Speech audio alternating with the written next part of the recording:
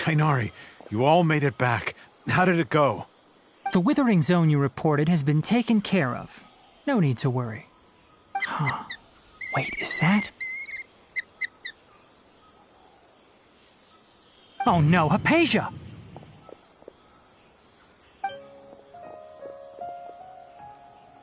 Huh? What's wrong, Tainari? This Duskbird is Hypatia's designated courier for urgent news. You do remember her, don't you? She's the scholar you and Paimon were following when you first arrived in Sumeru. Oh, her? How could we forget? So did something happen? Let me see what's written in the letter first. Oh. So what's it say? And what's with that weird expression on your face? Just let Paimon read it. Huh? All Paimon sees are 3 squiggly lines. Yes, allow me to explain. After we brought you from Hypatia's cave to Gandharvaville, Hypatia resumed her meditation. She must have just finished. It's been nearly 3 days since she's had anything to eat, and it appears she's forgotten to prepare some rations. This letter is her asking us for help. We need to go. What? You mean she's been sitting there for 3 days? Hey, wait, how did you know all that from just a few lines on the paper? Well, obviously because this has happened before. Last time she drew 5 lines, and by the time we found her... Well, I'd prefer not to remember that. Needless to say, Hypatia's been through worse, but we should still get to her as quickly as possible. I've got some emergency rations set aside for times like these. Paimon, Traveler, could you two bring these to her? Wait, you want us to bring her the rations? But will the Traveler be okay if her cave is still filled with that funny incense? Let's find out. Here, Traveler, take a smell and see. So, how do you feel?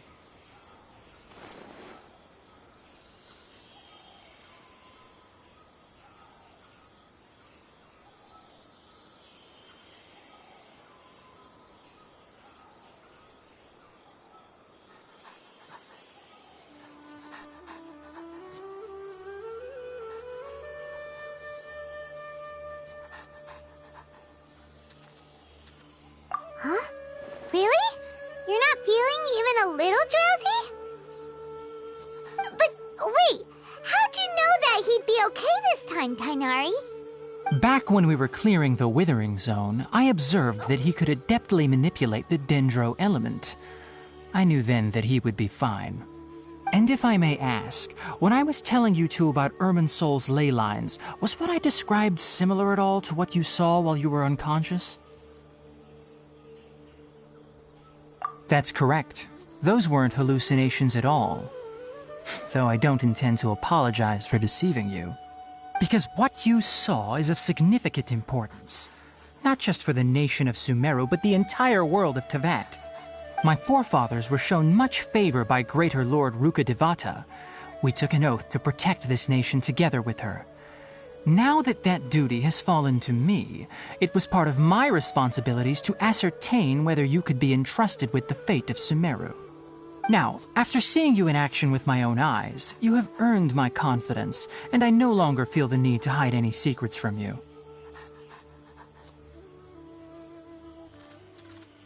When you passed out, your consciousness had connected directly with Irminsol. What you witnessed were actually real memories contained within Irminsol itself. I could try to tell you more, but it would be better if you went to ask Hypatia instead. Her focus on meditation and use of Spirit Borneol are aimed at establishing a connection with Irminsol, just as you did. That sounds nice and all, but will she really help us? Seriously, she completely ignored us the last time we tried talking to her. That was because when you ran into her, she was in a special phase of her training. During that time, she must avoid communicating with others. Please, wait here for a moment.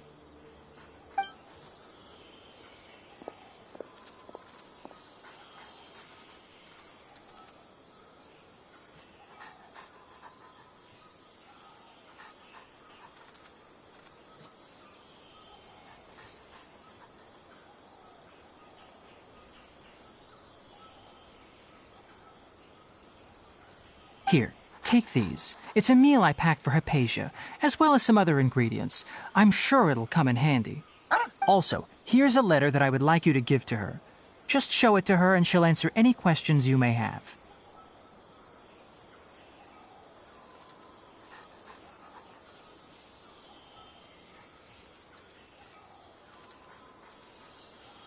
No. I should be the one thanking you. You've both been a great help these last few days. Hypatia should still be in the cave. Let's go inside and see how she's doing. Yes?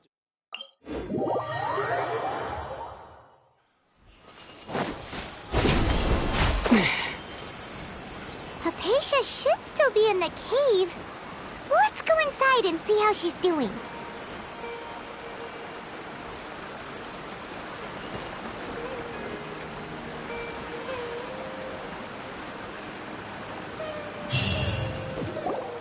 Hello? Hypatia? Hey, there's nobody here. Maybe she went out to look for some food. Let's try looking around the area.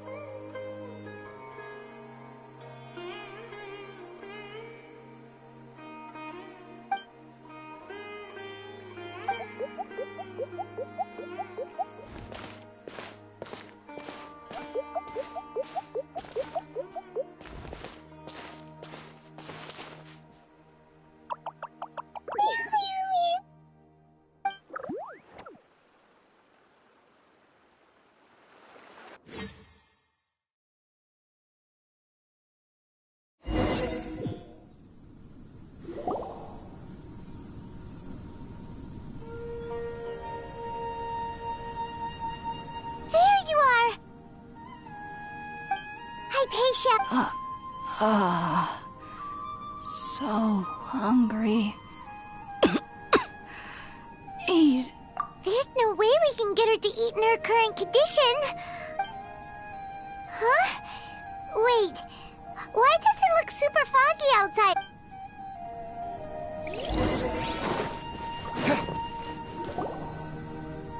Huh? How'd things out here end up looking like this? What happened? And where are we? Really? Oh, maybe you're right. Let's go investigate the area.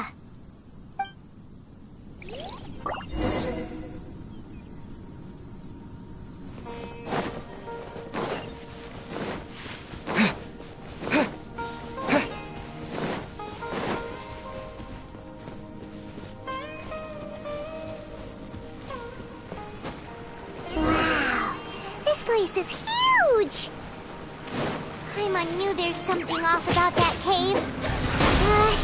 Let's think of a way to get over there and have a closer look. Who knows? Maybe we'll find a lead of some kind.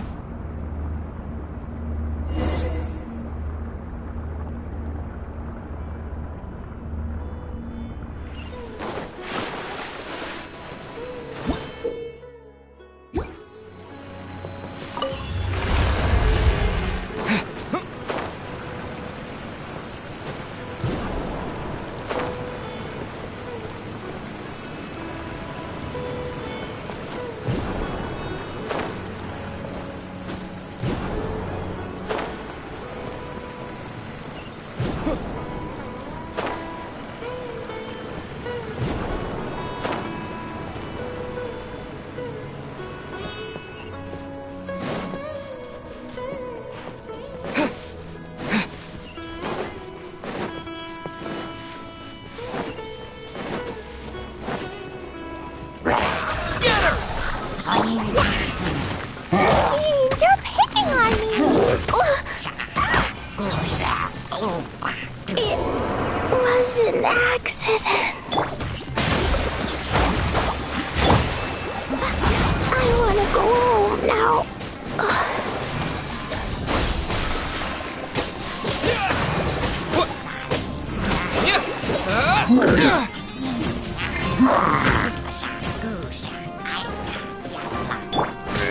Shine down!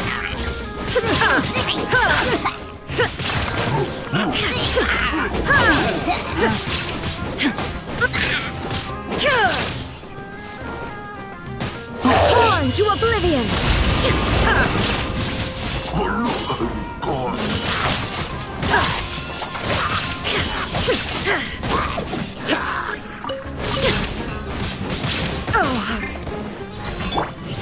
Uphill battle! Illusion shattered!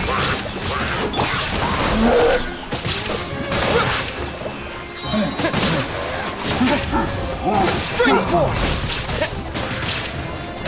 There is no escape!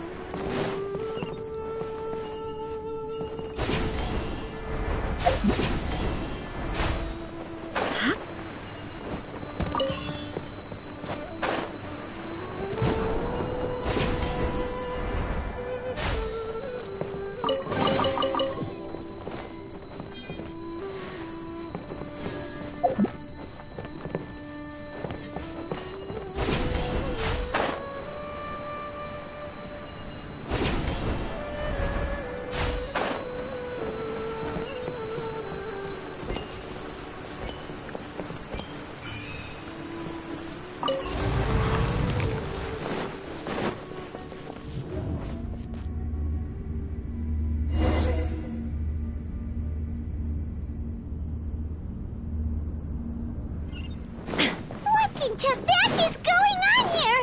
This place is getting weirder by the minute. Hey, what's the matter? You don't look so good.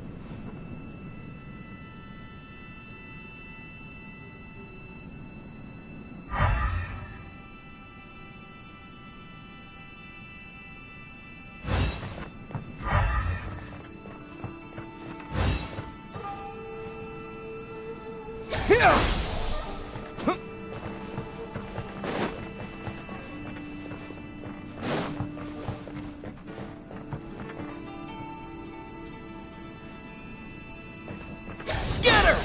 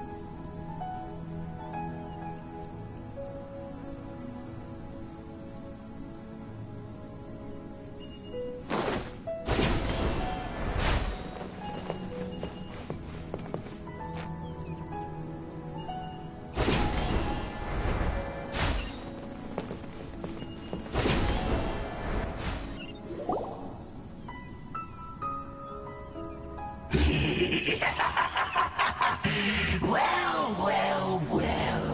Looks like we meet again, traveler.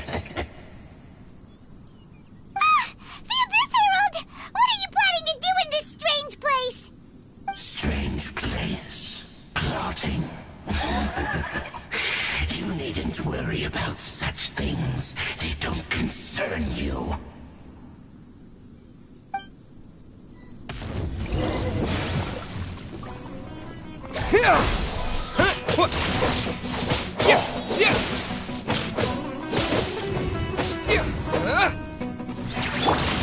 La la la.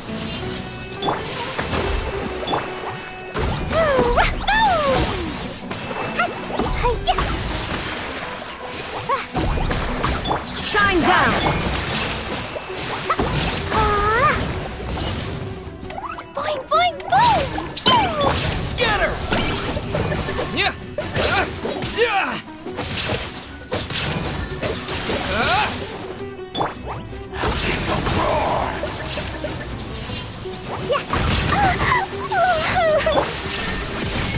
Hold the line!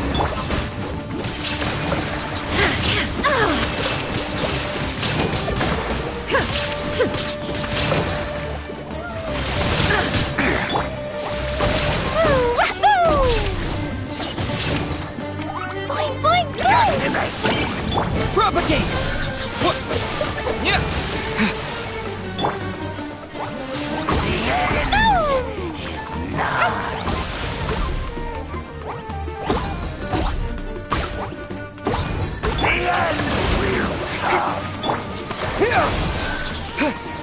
Illusion shattered! Jumpy! Huh? Why can't we beat this guy? Oh, Paimon doesn't get it! We faced others like him before! What's wrong this time? Traveler, though you may have managed to avert countless crises before, your good fortune was bound to end sooner or later.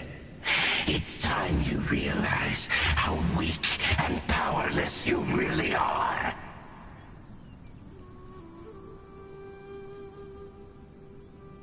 Your sister. Oh, pitiful traveler. Are you really so ignorant? Or are you just living in complete denial? Her Highness has long since forsaken you. Your meager existence in her eyes is that of an annoying bug, only to be stepped upon. The ball bonds of love and family which drive you to find your sibling are utterly gone. Your journey is meaningless. But don't you fret now. Today will be your last. Now die!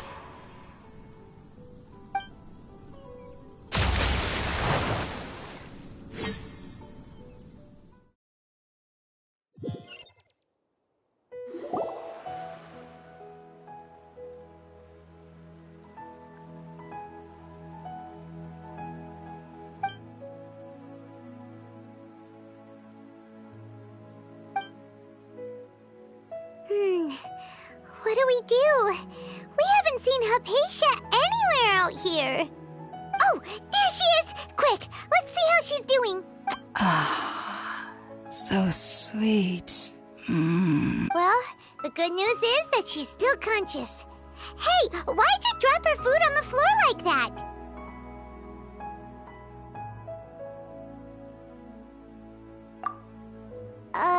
Are you okay? That's really not like you. Anyways, we can talk about this later. We better make sure she's alright first.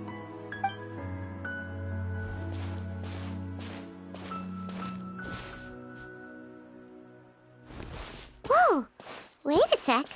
Look at all this fruit lying around her. We can put that to good use.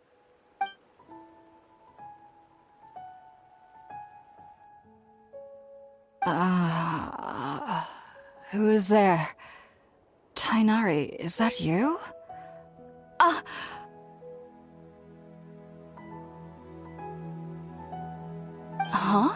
It's okay. You can relax, Hypatia. Tainari sent us here to bring you some food and water. Here, we have a letter that he asked us to give you.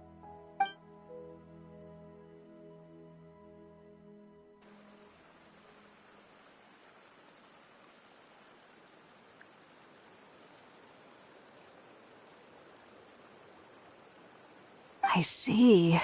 So, you're friends of Tainari. I apologize for all the trouble I've caused you. I'm grateful that you came so quickly to save me. You even brought all this fruit. Well, actually, we didn't bring the fruit. It was already here when we arrived. We were kind of wondering about that, actually. When we found you here, there was all this fruit lying around and even some juice dripping from your lips. How did you end up like this anyway? Oh, really? I seem to understand now. All the fruit was likely from my, neighbor. Must have come by and saw me like this. Your neighbor? You mean there's someone else living nearby?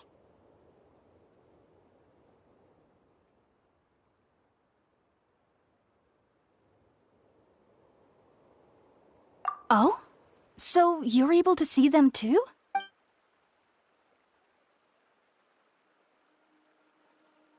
Wait, hold on a second, Traveler. You say that before we arrived, you saw some mysterious creature and suddenly had a strange dream? Isn't that a little too crazy to believe?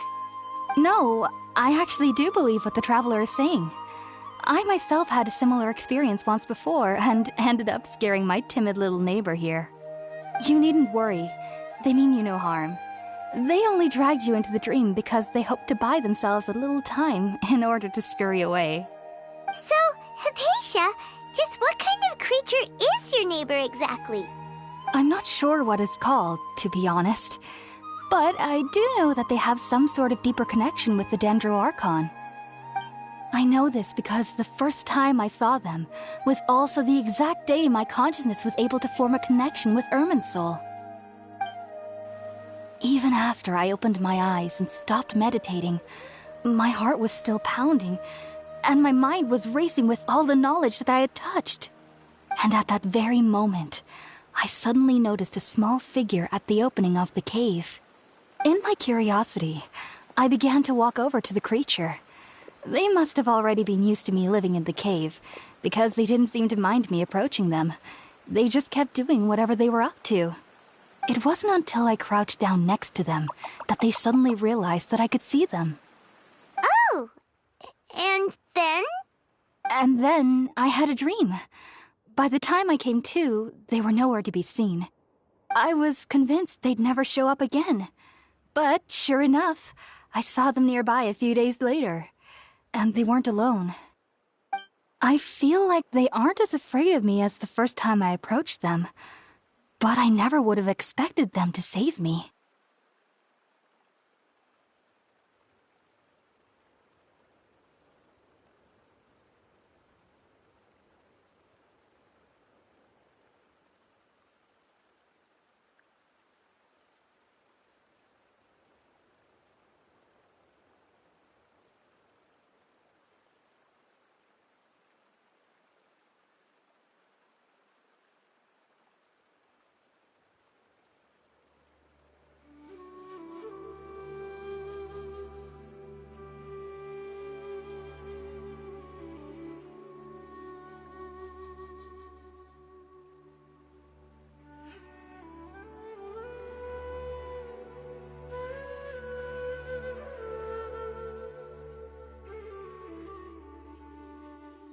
Yes, no doubt about that.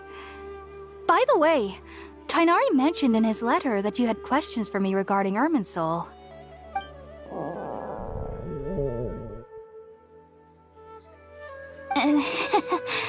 Sorry about that. Sounds like just drinking juice still isn't quite enough for my stomach. Well, if somebody hadn't dropped the food earlier... Anyway, looks like we'll need to prepare something ourselves. Besides, Paimon's getting hungry too. Let's eat first and talk about Irminsul later. Alright, we're up, traveler. Today's menu will feature sweet madame and a radish veggie soup. You'll love them, Hypatia. They're our specialties after all. Sounds good. I've never tried any dishes from other nations before. I certainly look forward to it. It's been so long since I've had a decent meal, too.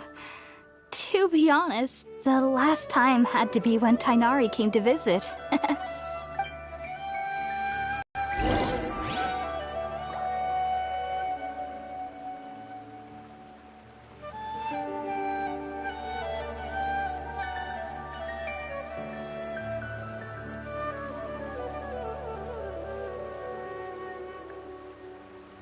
Dodoko?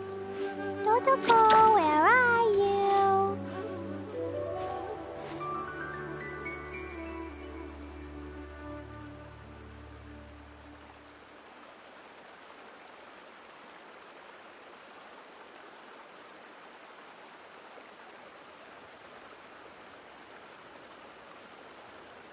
Cleo is a brave girl today.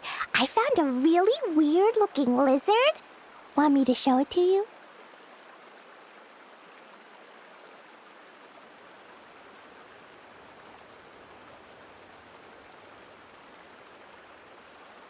These bombs, so heavy.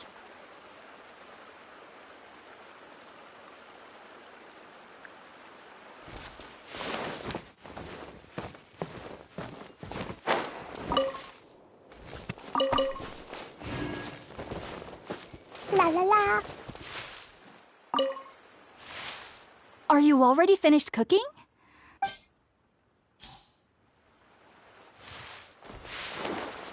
Woo!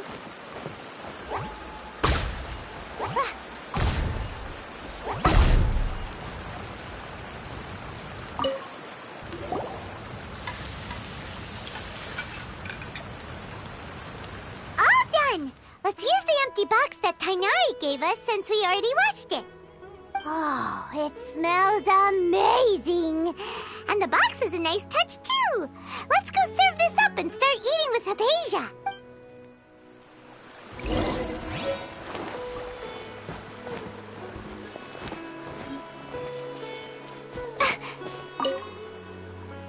Are you already finished?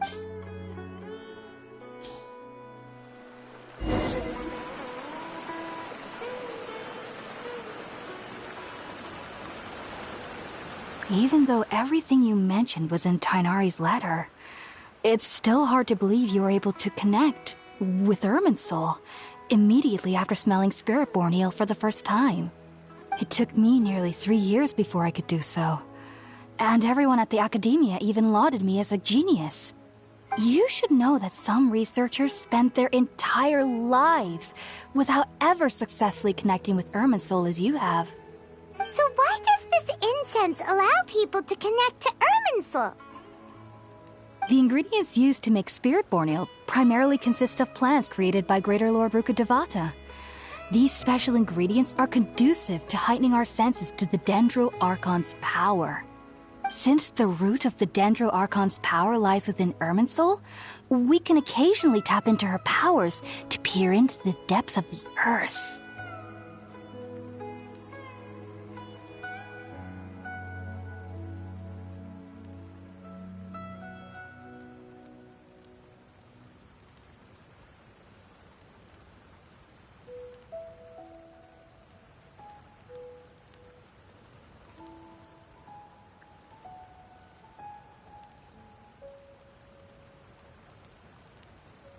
Naturally.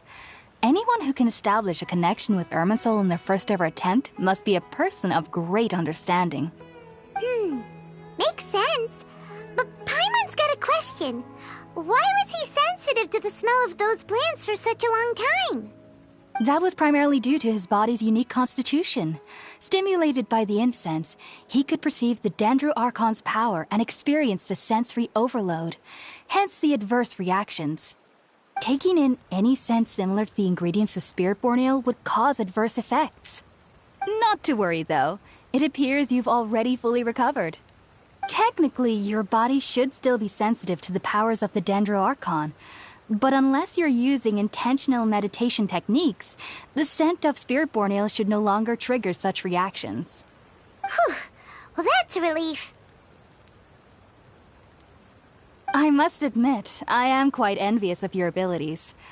Even if it meant suffering from pounding headaches for the rest of my life, I'd consider it worthwhile so long as I could connect with Irminsul at will. Whoa, you're really serious about this whole thing, aren't you? I am a researcher after all. As a member of the Ritaoist Darshan at the Academia, my main area of research is the stars and their connection to the fate of living beings.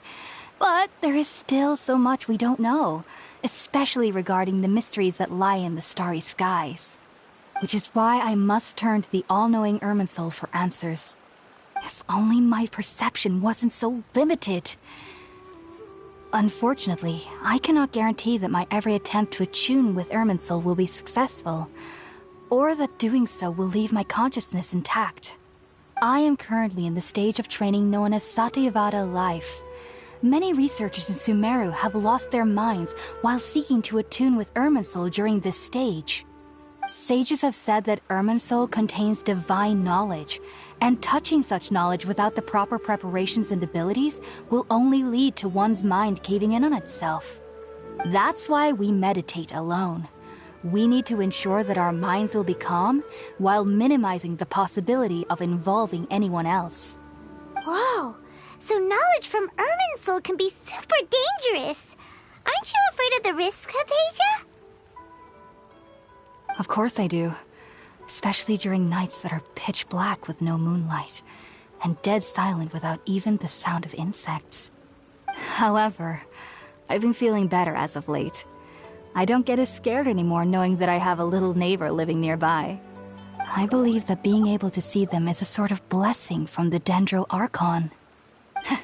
But what's strangest of all is that they're clearly an envoy of the God of Wisdom herself, and they have the curious power to make people dream. What's so strange about that? It doesn't sound so out of place for a divine being, does it? Well, it's strange because nearly nobody in Sumeru can ever dream. Oh, is that true? Yes, well, to an extent. Only children can dream in Sumeru. Adults, however, never do. The sages say that wisdom implies rationality, but that which occurs in dreams is often neither rational nor logical.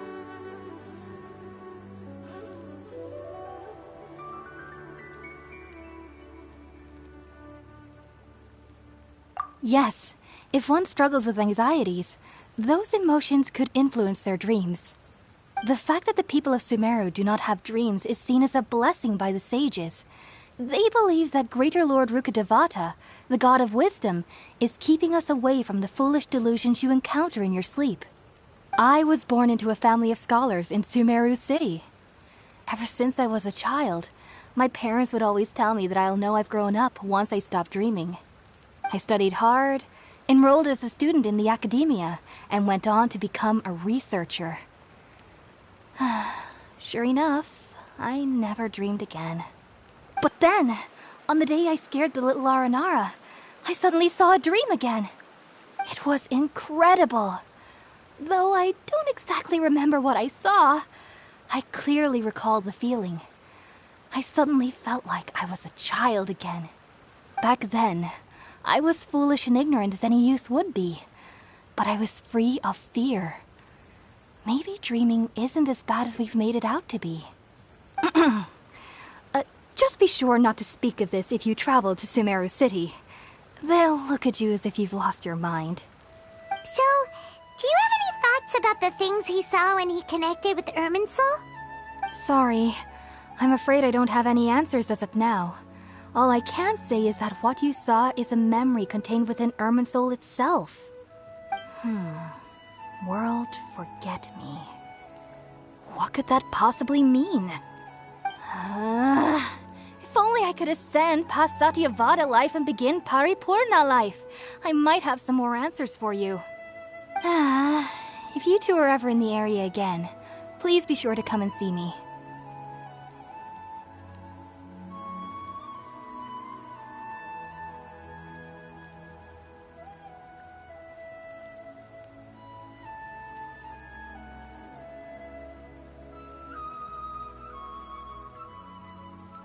There's no need to be thanking me. You two are my saviors.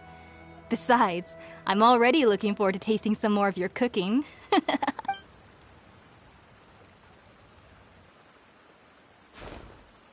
that we know Hypatia is alright, and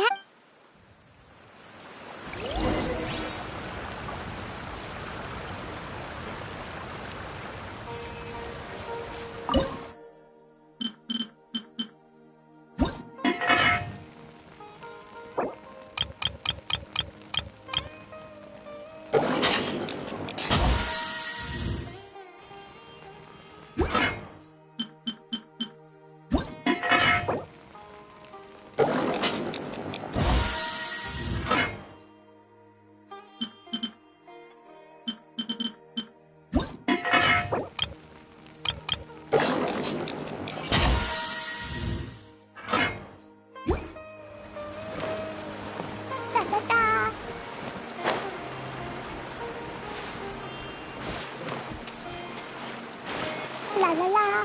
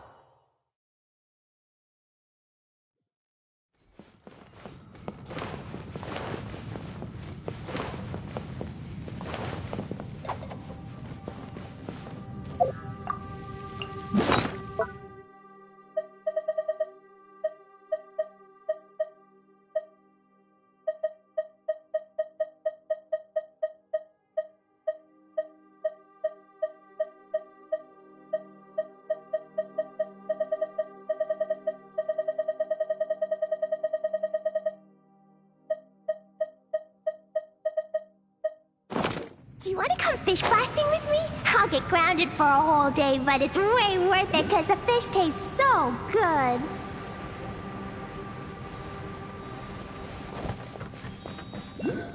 Yeah.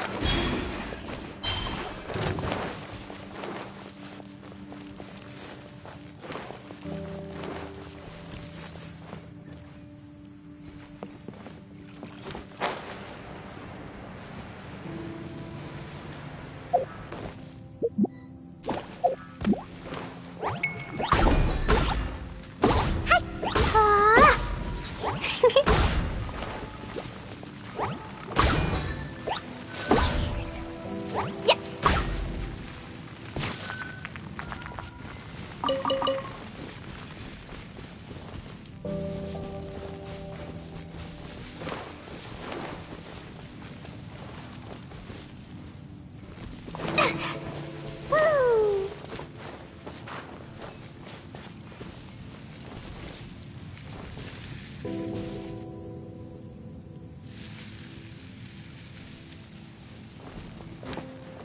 la la.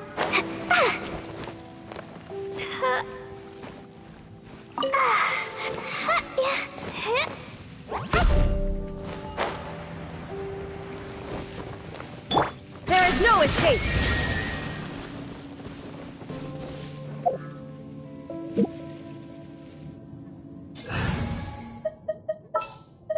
Want me to come along?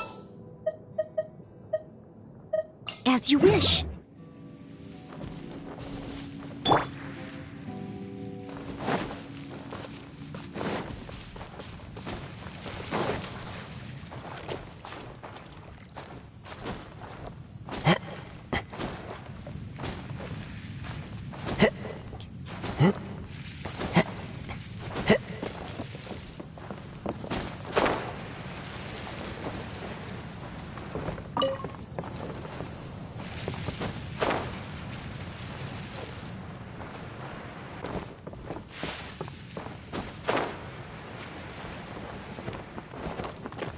One with nature.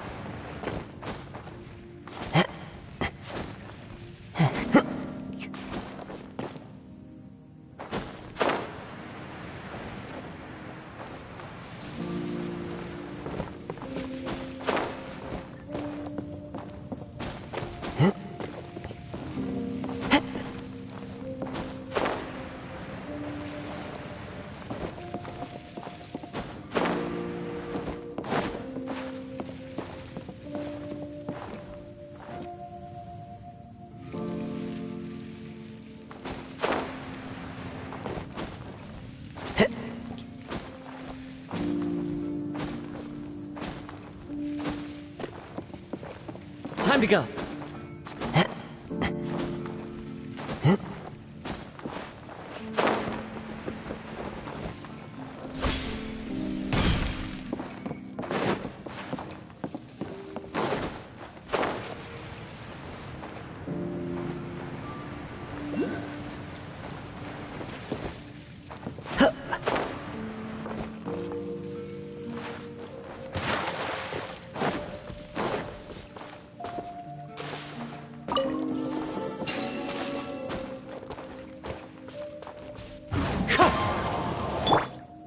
Leave it all to me. Ooh, wonderful.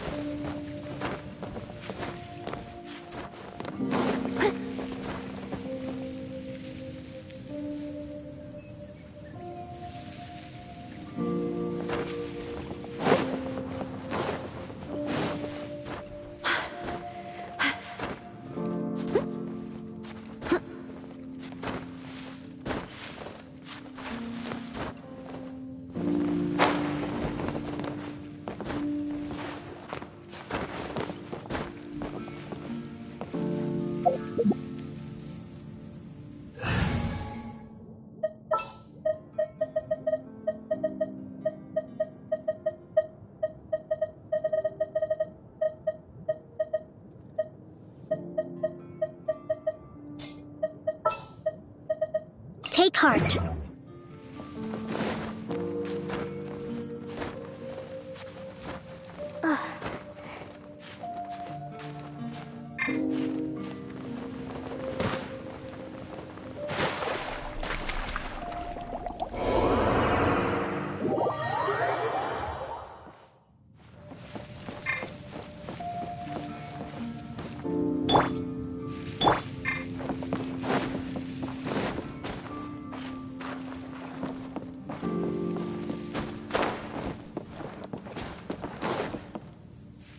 The wind knows me.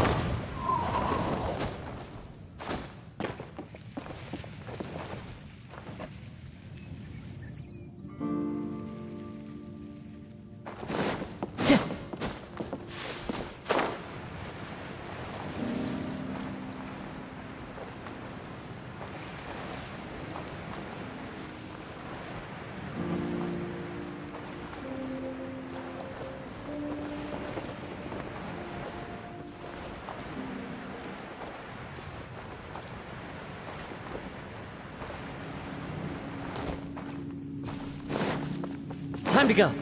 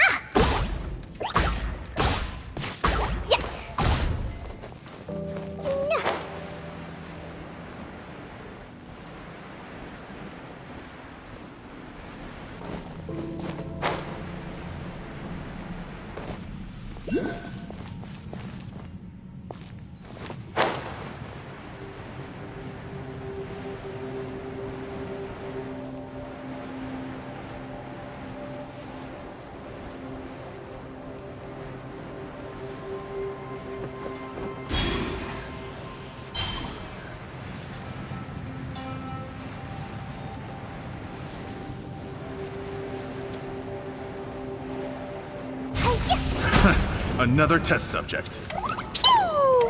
I got carried. One with nature. Shine down.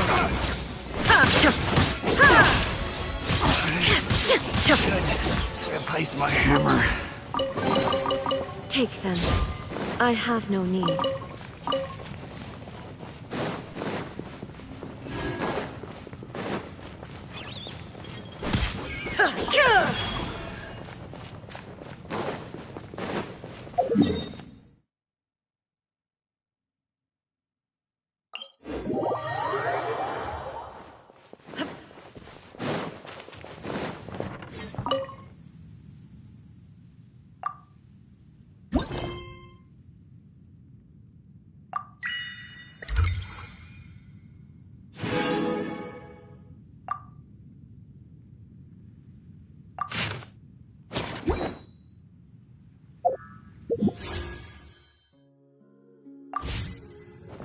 The smell coming from the mine has changed.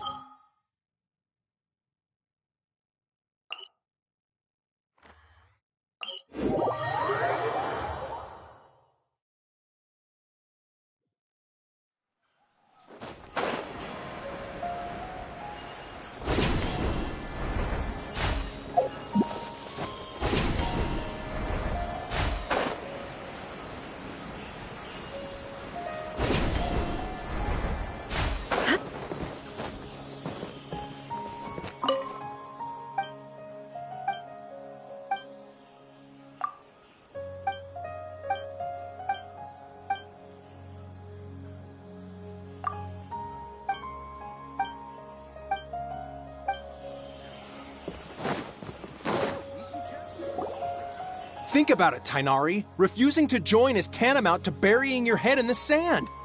I understand that you're a forest watcher, and that it's your duty to combat the effects of withering zones.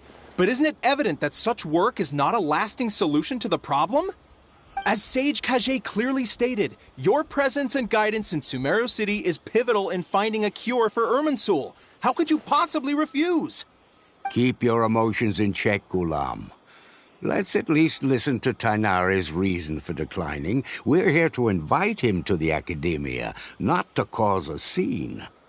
Sage Kage, I am truly honored that you came here in person, but I'm afraid I must still decline your invitation.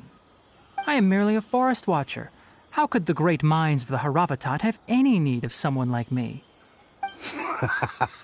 Well, it turns out that your refusal letter had some implications on your master's reputation. He is a renowned sage of the Immorta, after all. So now I've come here in his stead. I see. Huh. And I figured that given his temper, he would come here and berate me personally.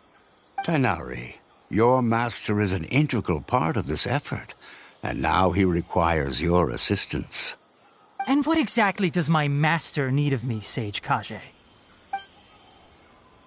You'll know once you've arrived in Sumeru City, that is. And how long will I be required to stay?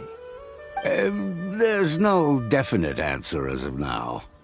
Do you mean to tell me that despite coming all the way here to Gandharvaville, you still can't answer the questions I laid out in the letter to my master? If that's the case, then I'm afraid I cannot give you a definite answer either. Tainari, but you... So be it. Come, Gulam, we're leaving.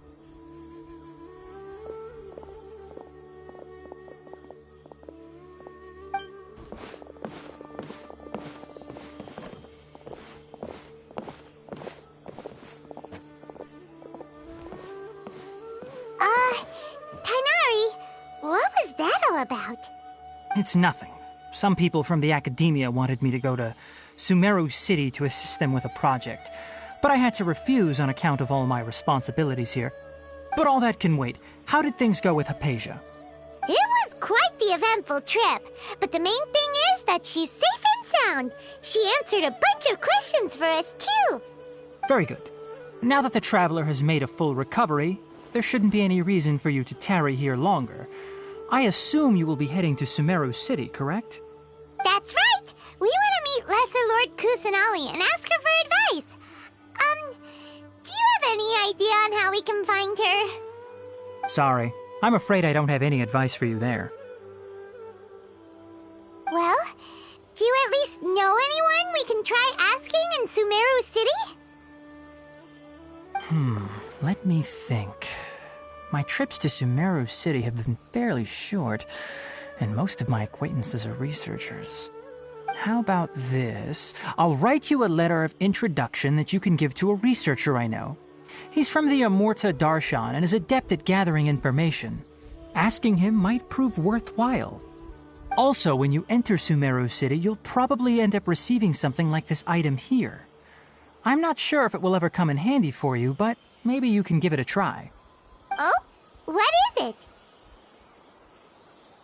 It's called an Akasha Terminal. It's a tool produced by the Academia that utilizes the legacy of Greater Lord Rukkhadevata. Some say that this very item is the basis of Sumeru's reputation as the City of Wisdom. Needless to say, this device and its usage fall under the Academia's expertise, so I'll leave it to them to show you how to use it. Great! Next up, Sumeru City! But wait, before that... That's right! Tainari, we have something important to say to Kale before we leave. Is she doing better now? Yes, she's doing much better. After being confined to her bed all this time, I thought a little walk would do her some good. Last I saw her, she was taking the path towards the North Crossing. She knew you two would be leaving soon, so she must have wanted to see you off. Thanks, Tainari. All right, let's go! Farewell, and good luck to you both.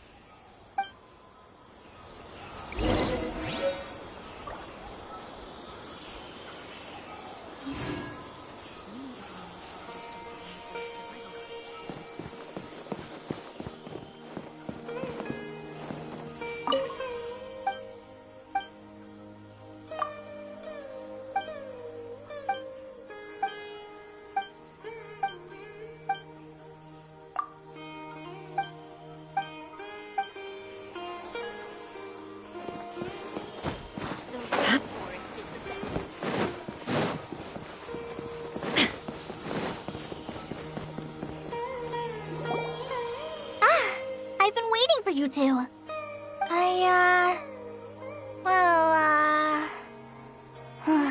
Never mind. I guess I should just wish you two a safe and successful journey. Thanks for waiting here just to see us off, Kale. We're headed to Sumeru City.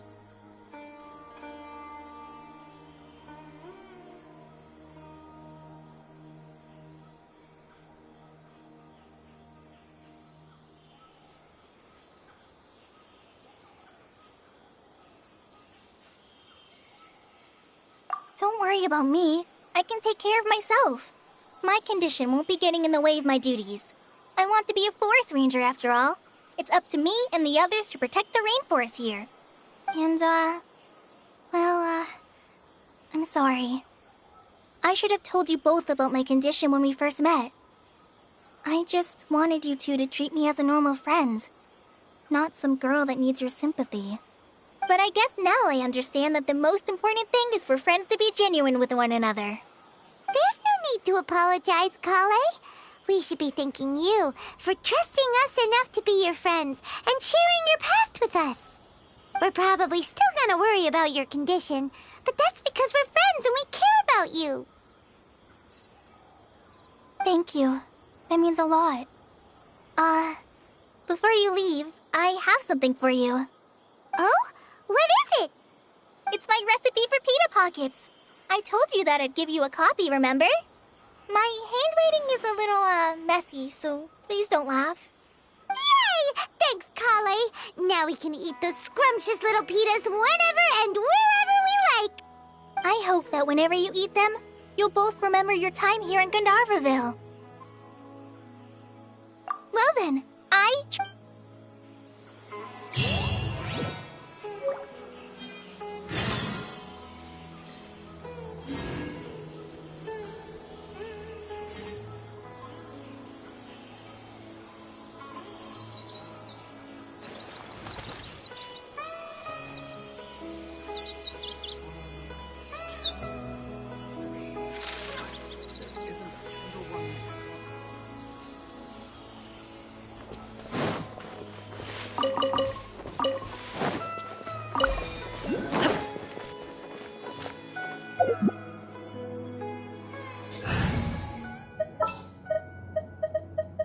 I'll lead the way.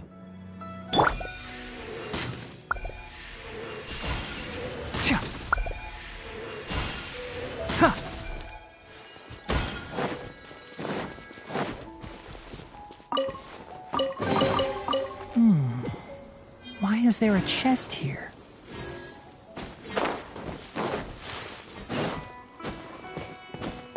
Hup.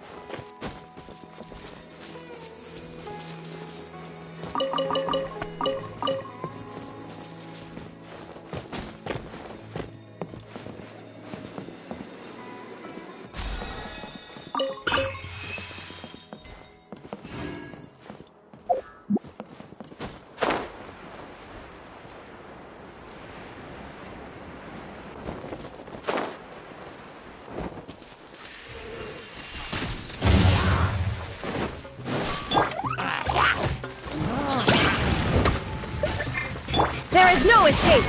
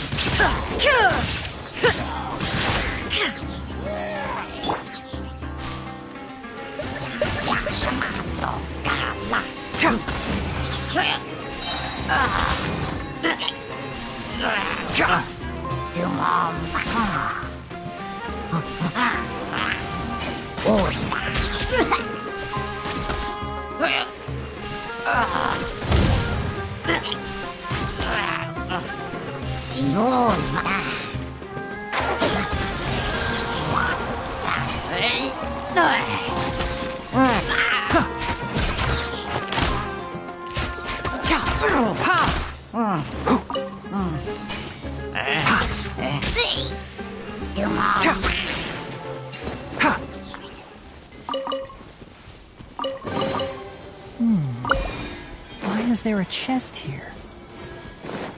Keep up.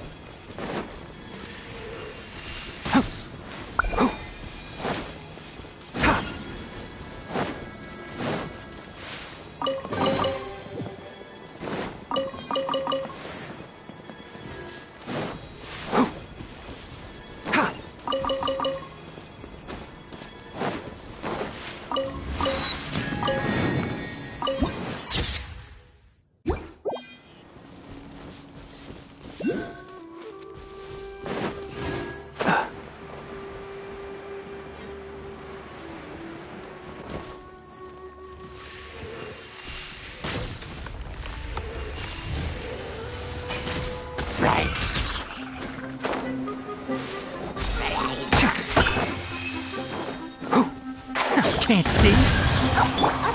Yeah, la la la.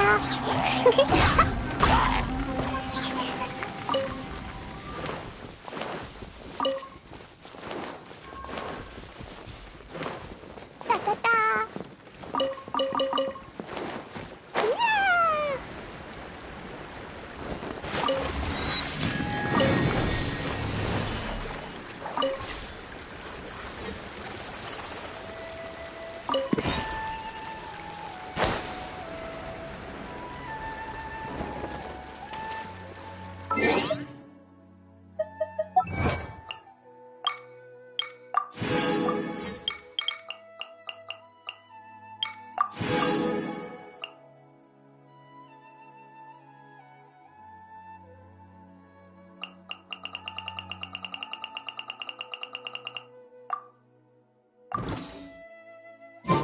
Vertical? Dot.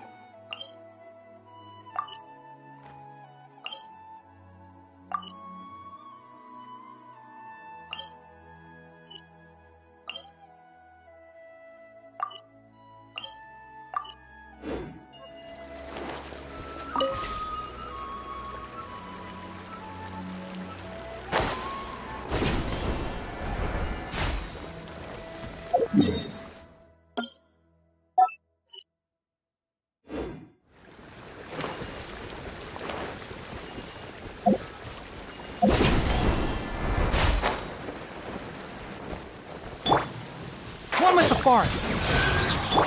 Boing, boing, boom! Illusion shattered! Allow me!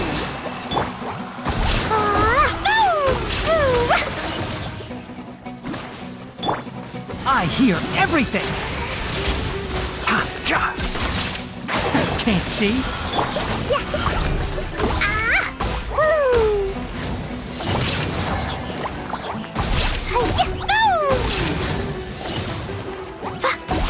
La la la! Yeah! Boom!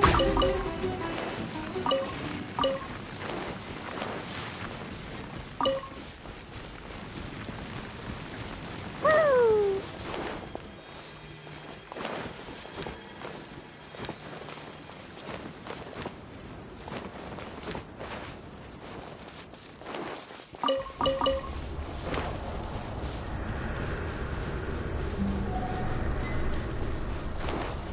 Da da da!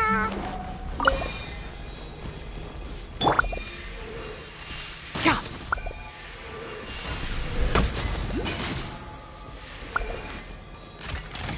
Ha!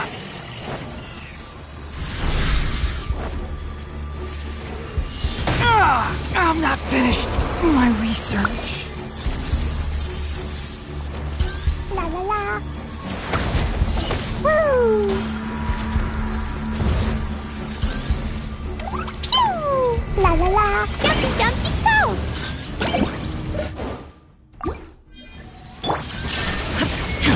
Rest and rebuild! Ha!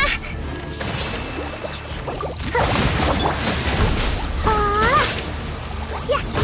Yeah!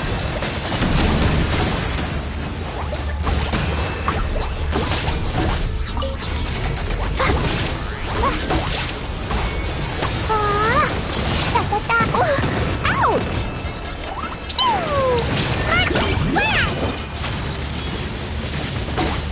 It was an accident.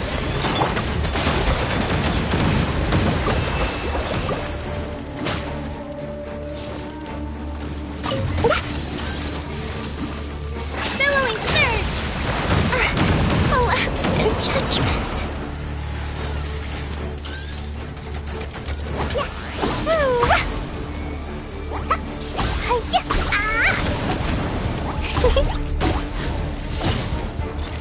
Dumpty dumpty go! There is no escape!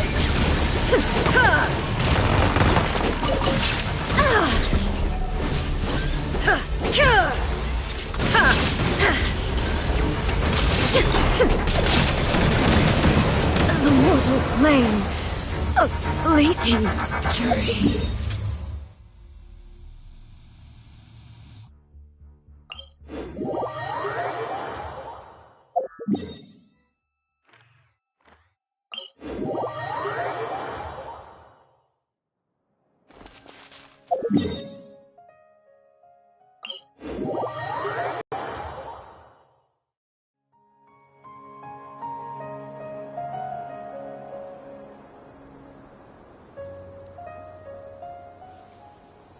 bombs. So heavy.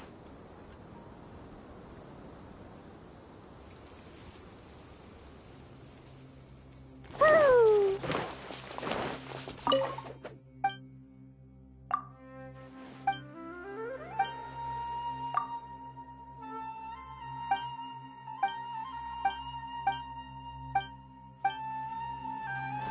Da-da-da!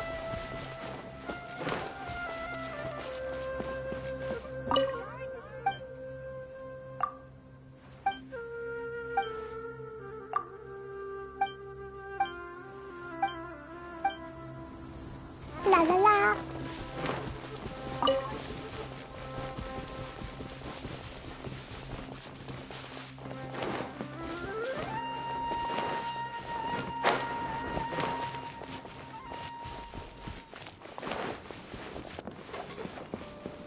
Da da da.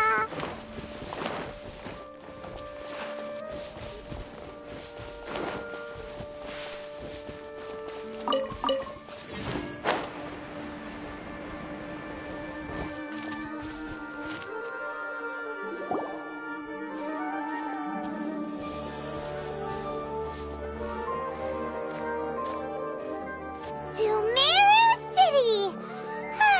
We finally made it! Oh, did you see that? When those people entered the city, something on their heads lit up. One moment, please, you two. It appears this is your first time visiting Sumeru City. Oh, yeah, that's right. But how did you know that? Because there's currently no information on either of you in the Akasha.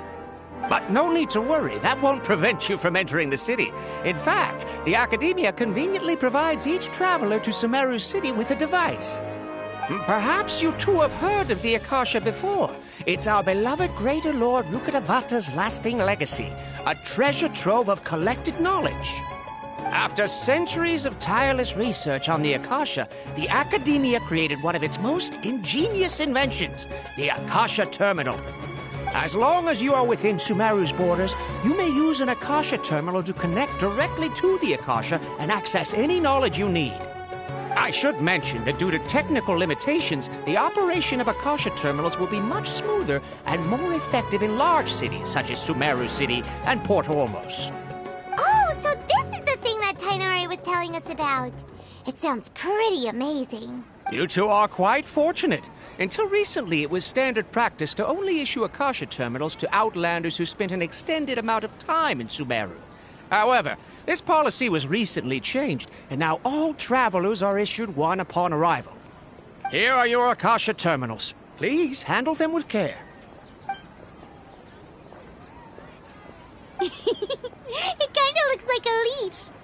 To activate it, simply hold it in your hand and say the following phrase to yourself. May the mighty God bless us with their voice of wisdom. Oh, since this little doodad lets you access knowledge, maybe we can use it to find a way to meet Lesser Lord Kusanali. Let's give it a try. Ahem. May the mighty God bless us with their voice of wisdom.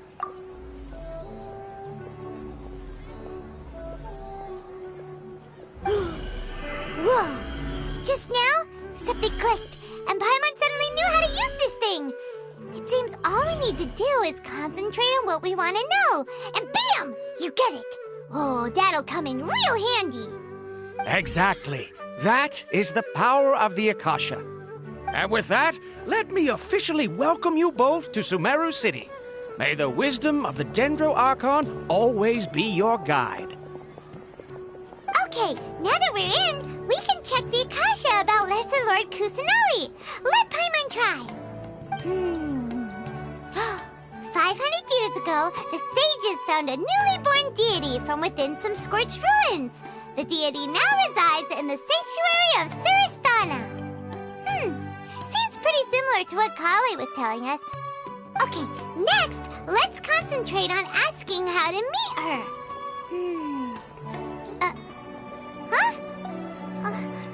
Paimon doesn't sense anything. The Akasha didn't respond to Paimon's question.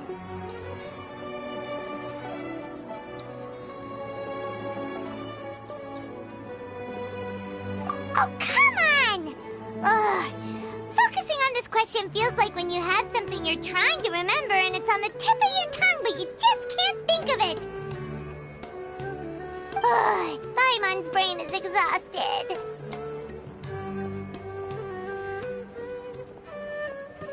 Oh, smart idea. But what are you going to ask it?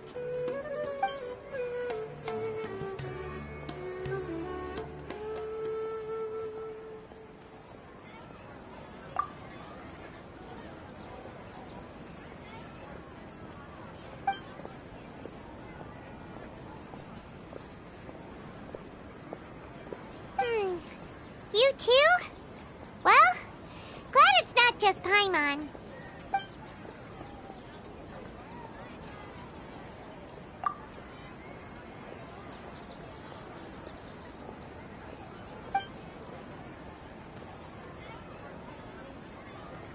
Uh-oh.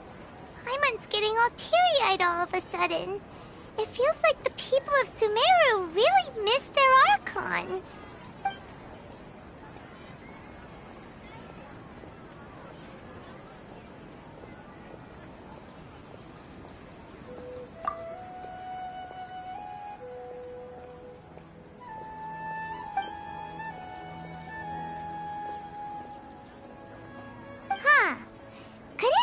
Because we're Outlanders and we've only just arrived in Sumeru? You know, maybe we're not qualified to receive an answer to this sort of question or something.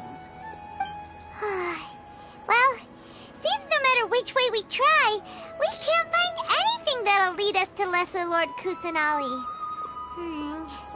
Guess our only choice now is to try meeting with the researcher that Tighnari recommended. He's from Sumeru, and even has a position in the Academia. Maybe he'll be able to access more info from the Akasha. Let's see. Tighnari wrote an address on the letter's envelope. Oh, it's not far from the city's gate. Let's head over and have a look. Hopefully he's at home.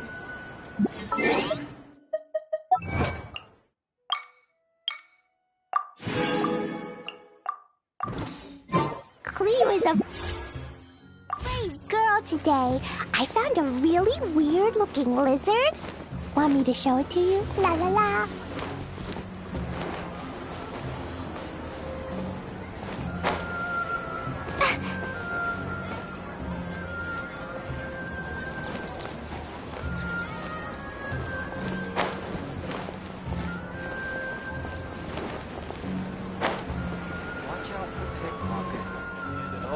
Some tests again. Hello! Are you Rohawi?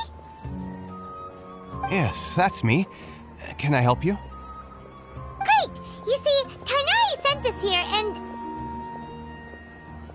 What? Tighnari? Please, there's no need to say anything, really. Sure, I admit that the article I published last month wasn't my best work, and maybe the data didn't produce the most convincing results, but... Here! This is a letter from Tighnari! Oh, let me see... Ah! Ooh, what a relief. You two nearly scared the life out of me. So you two just have some questions for me?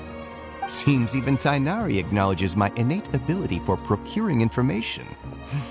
So, what is it you two would like to know? We want to meet with Lesser Lord Kusanali. Do you know a way we can do that? You mean you want to meet the Dendro Archon herself? This isn't exactly my area of expertise, but let me see what I can find in the Akasha.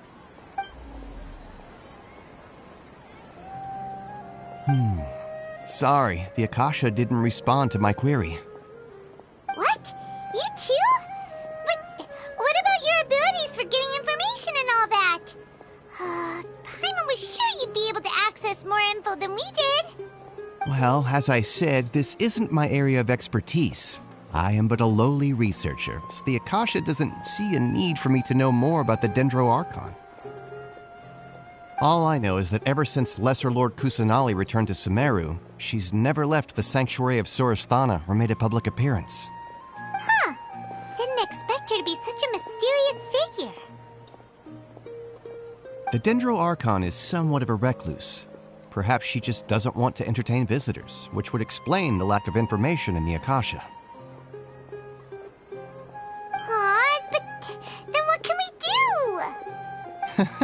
No need to worry just yet. I'm only hypothesizing here. You could certainly try asking around and see if anyone else has ideas. And besides, you two should consider the bright side of things. Not being able to see Lesser Lord Kusanali may not be a bad thing. In this world, there will always be information you cannot obtain from the Akasha and things you can never accomplish. Knowing when to yield is a form of wisdom. Take me, for example. It's a miracle if my brain cells can spit out one paper every 3 years. But Tainari? That guy can publish 3 papers in just a single year. Okay. Thanks for your advice. Don't mention it. If you two ever want information about things like who's been promoted within the academia or relations between the 6 great sages, come find me.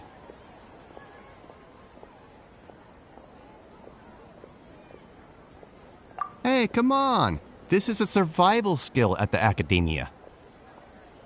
Oh, Paimon's expectations were pretty low, but this is so low it's like digging holes in the dirt. So what do we do now? Even if we want to talk to someone, we don't know anybody here.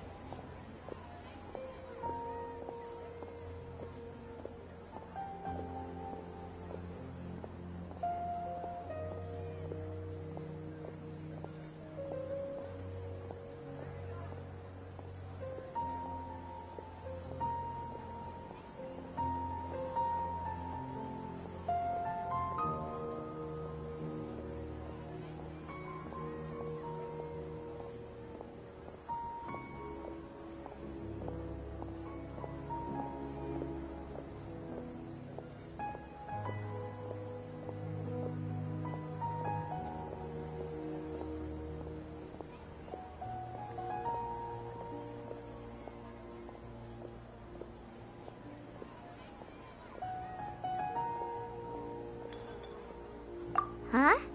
Like who? Oh, you're right! Catherine! The Adventurers Guild has its own intel network. Let's hurry and find her.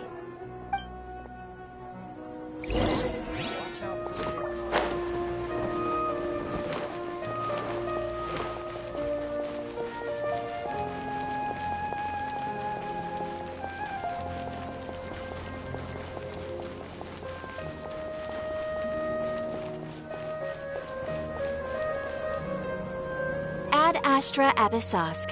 Hello, Traveler and Paimon. Catherine, we need your help with something. Understood. The Adventurers Guild is always ready to serve you. With what do you require assistance? We want to meet with Lesser Lord Kusanali. Do you know a way we can do that? You two wish to meet with Sumeru's Archon. Understood. Please wait.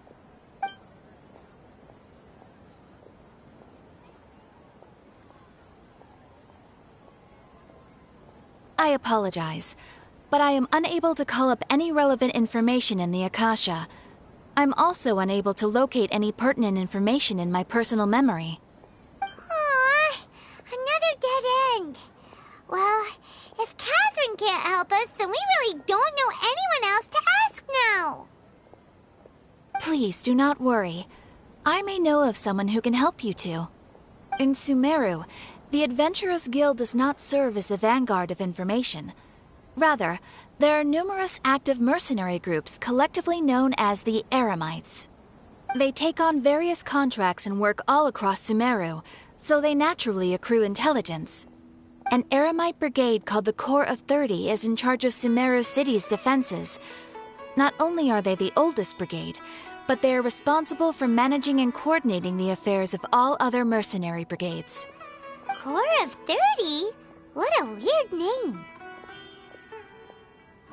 Supposedly, they are named as such because their ranks numbered 30 at their inception.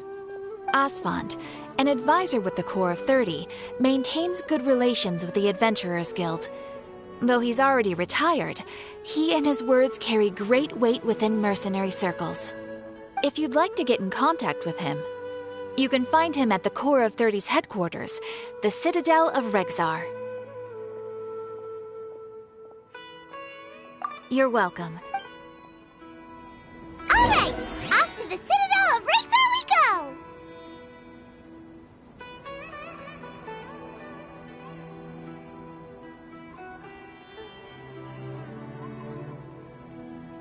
Dodoko? Dodoko, where are you?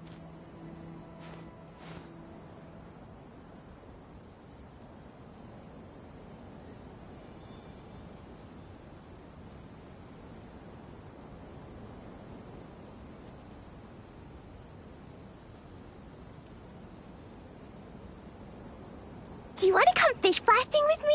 I'll get grounded for a whole day, but it's way worth it because the fish tastes so good.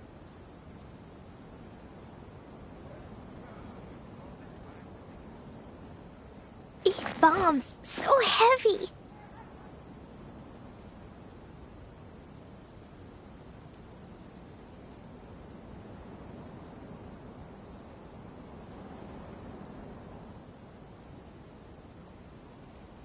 Dodoko?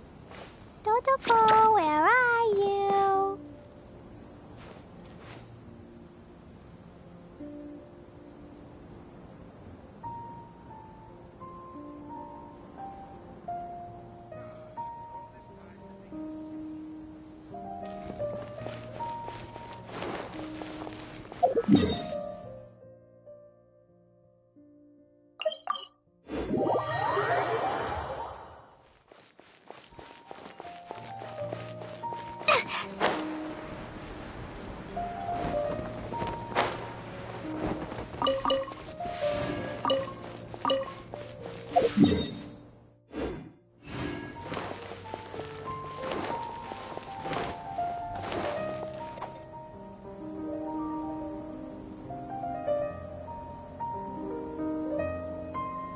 Welcome. The Adventurers Guild told me to expect you two. It's nice to meet you, Asfand. We'd like to ask you about something.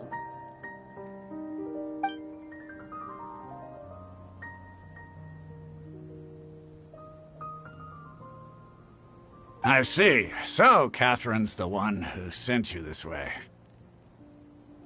Ha! It's true that the Eremites' network is vast, but even I can't help you meet the Dendro Archon. Wait, seriously? That's it? Afraid so. The Eremites aren't terribly religious, so we don't know much about divinities. As far as the Akasha goes, we can access even less than you. We originally came from the desert. The gods there died off long ago. Since those days, we've used our own two hands to carve out a living. We don't beg gods for their aid. It isn't just us, though. If you ask me, I think most in Sumeru aren't interested in Lesser Lord Kusanali. Oh? Why's that? Just take the Academia, for example. They're the ones who truly rule Sumeru. Although they believe in gods, most of them only care for the late Greater Lord Rugadavada. In their eyes, she was the one who founded Sumeru and gifted us with the Akasha. Lesser Lord Kusanali just happened to inherit her legacy. Because of the Academia's influence, most citizens are more familiar with Greater Lord Rugadavada and hold her in greater esteem. Not to mention that Lesser Lord Kusanali never makes an appearance, and the Academia never announces anything about her. As far as the people of Sumeru are concerned, she's just a god that exists. And that's all. Really? Aw. After hearing all of that, Paimon sort of feels bad for Lesser Lord Kusanali. Ha! But who knows? We're all just guessing when it comes down to it. Besides, I'm sure the God of Wisdom doesn't worry about her reputation among people like us. All right. Well, thanks for the info, Asfand. No problem. Always happy to help out the Adventurers Guild.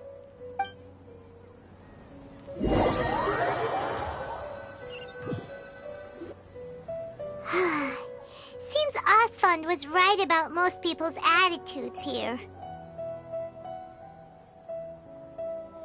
Not only are they not interested in the Dendro Archon, they even say stuff like, like, if the Akasha doesn't think I should know, then I don't need to know about it. We've been asking for information non-stop ever since we got to Sumeru. But the harder we try, the more helpless everything seems. Isn't there at least one person in this entire city who cares about Lesser Lord Kusanali? Oh, you two are interested in Lesser Lord Kusanali? Huh? Who are you?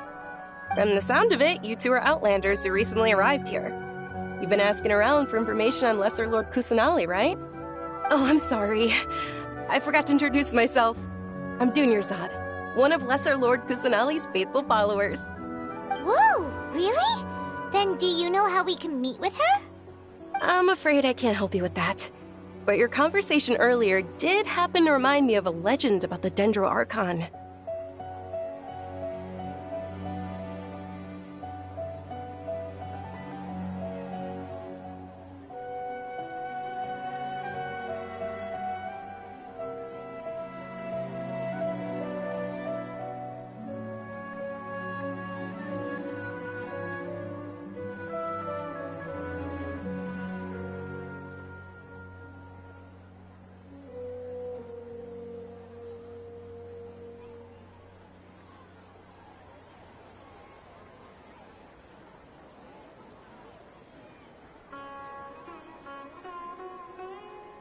Sure. It goes like this. Long, long ago, there was a man who heard a prophecy. It predicted that a great calamity was about to befall him. Panicked by what he heard, the man sought out the Dendro Archon in hopes that she would bless him with the wisdom to help him escape his predicament. The man journeyed across deserts and through rainforests and experienced tribulations of every kind. However, he still couldn't find any trace of the Dendro Archon. In despair, he thought, alas, the Archon has abandoned me. He then had no choice but to sorrowfully resign to his fate. Okay, and then what happened? And then, the calamity came. But to his own surprise, the man felt somehow emboldened by the trials of his journey. By relying on his own strength, he managed to overcome the adversity.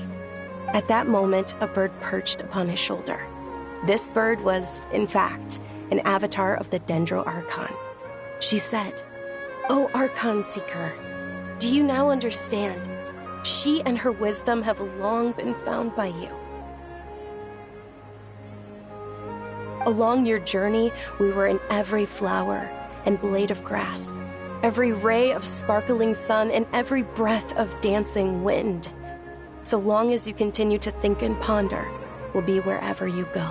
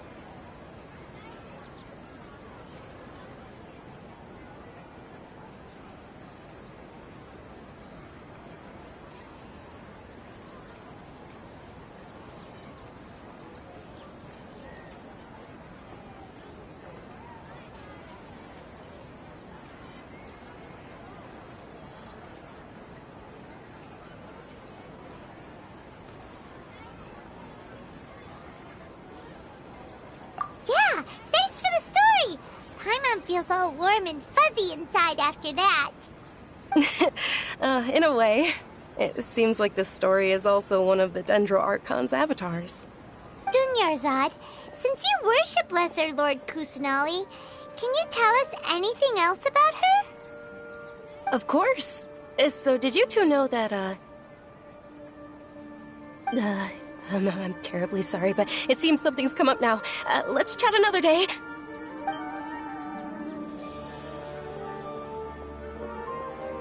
Hey, wait! What the heck just happened?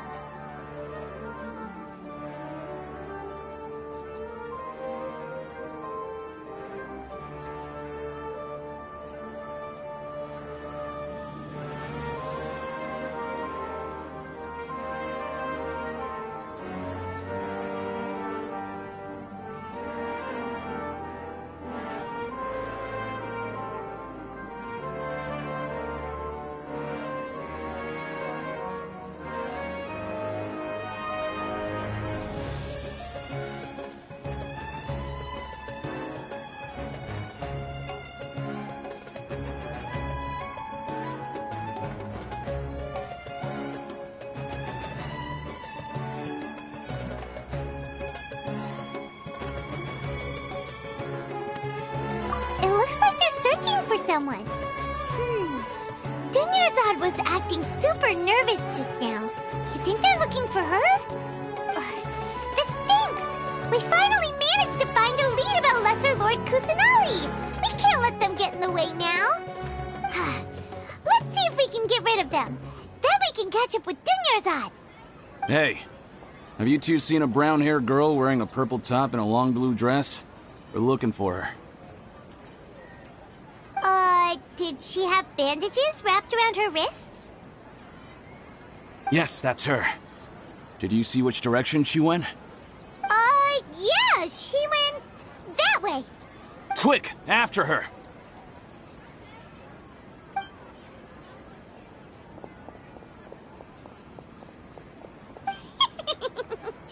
That should keep him busy for a while. Let's hurry and find Dunyarzad.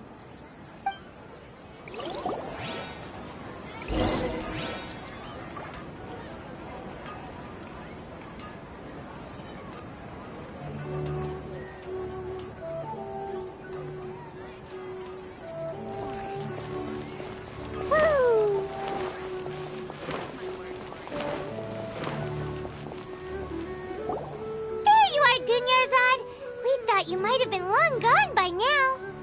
Oh, it's you two. Oh, you startled me there. You can relax now. We threw those people looking for you off the trail. Really? Uh-oh, looks like... Huh? More of... No, wait, Okay, sounds... All right, let's...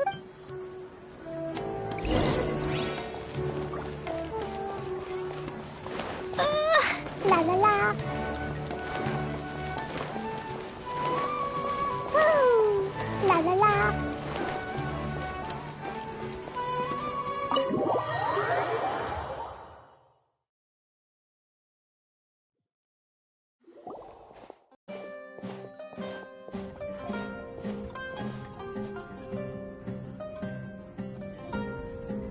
We made it. Oh, they shouldn't be able to find us now. Wait! Stand down, Dia!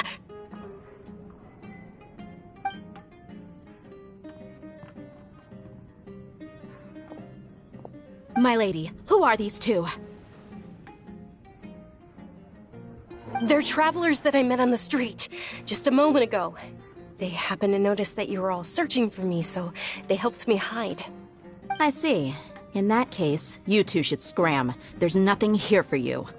Wait a sec! Who the heck are you? And why are you shooing us away? I'm Miss Dunyarzad's bodyguard, here to see that she returns home safe and sound. My lady, let's get going. You've been gone for so long that your parents are worrying themselves sick.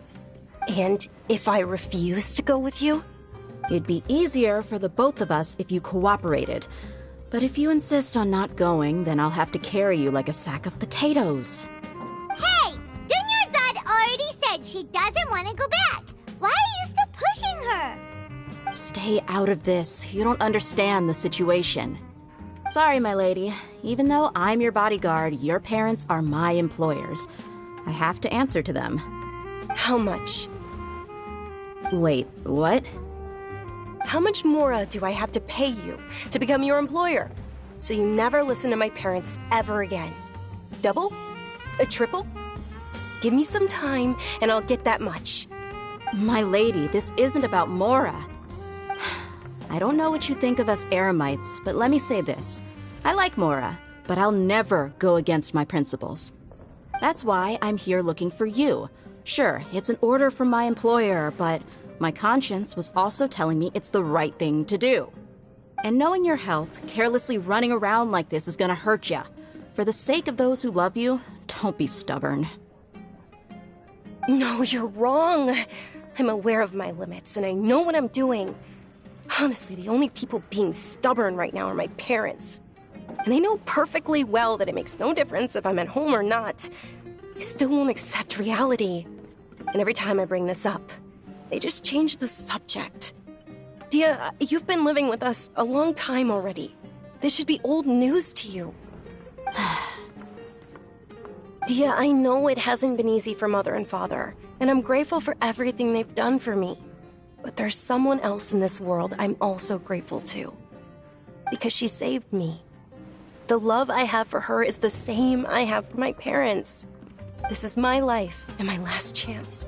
So I want to do something meaningful.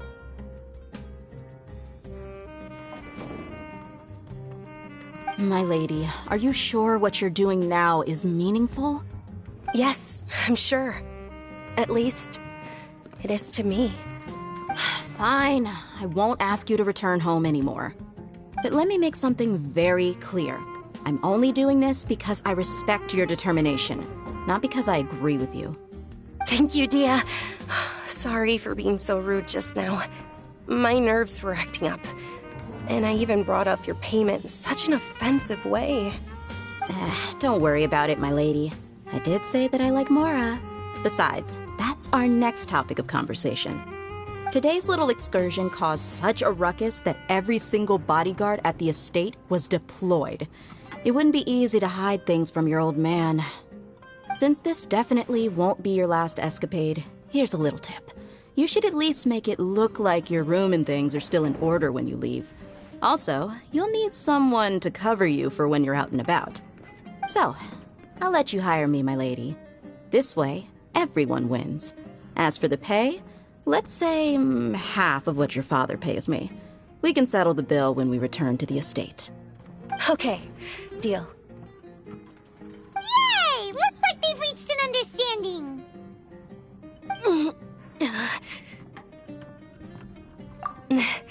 I'm fine, really. I just feel a little tired now that things have calmed down. My lady, stop trying to look tough. We're already in a tavern, so let's rest up and grab some grub. I'm sorry for worrying you two. If you don't mind, I'd like for you to join us. Sure! After you rest up, we want to hear more about Lesser Lord Kusanali.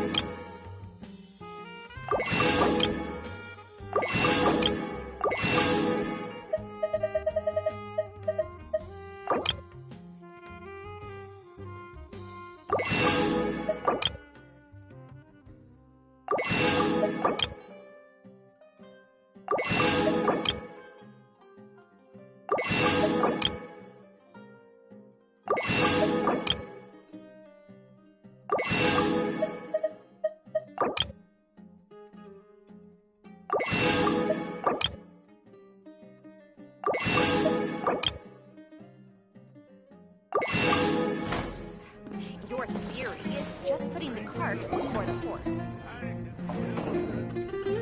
Ha! Well, if it isn't Dia. Haven't seen you in nearly half a year. Word on the street is that you're a bodyguard for the Homayani family now. Ha! Don't you find that kind of work boring? Nah, you get used to it. How about a menu over here? You got it. Huh? Isn't this little Miss Homayani herself? We don't get to serve personages like you very often. We'll be sure to prepare our very best. Thank you, sir, but there's no need. I don't have a lot of Mora on me, and I really ought to save as much as I can. But please bring these two the best food you have. They're my new friends, so I want to be a good host for them.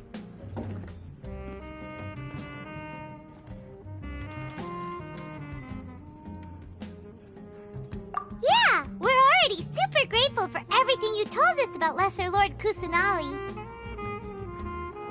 How about our coconut charcoal cakes?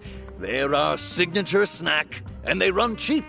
Look, other customers over there are eating some now. They look kind of burnt and dry. Paimon will pass.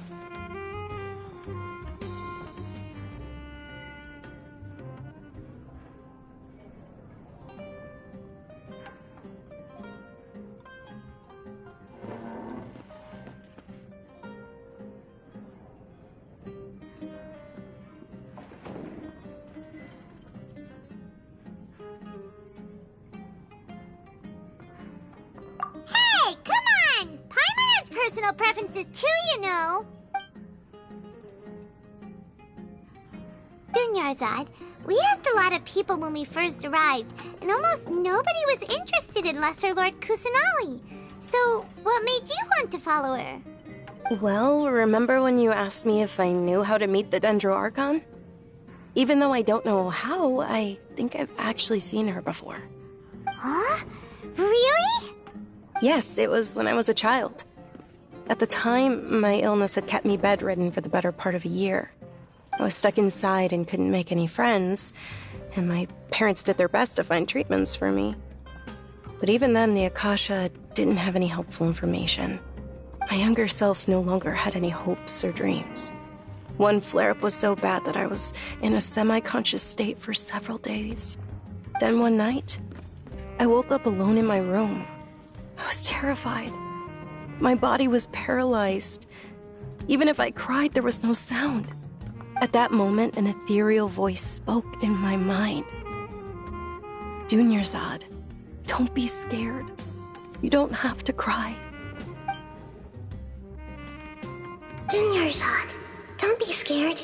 You don't have to cry. Who are you? How do you know my name? How do I explain this? You might not be able to understand, but actually, I know everything about you. Really? Of course. I know that you're scared of thunder, that you hate taking medicine every morning, and that you love counting the petals on your mom's skirt. Wow, you really do know everything. Dunyarzad, is there anything you want? Want? Not really. I can't go anywhere or do anything. Huh? But aren't you a child?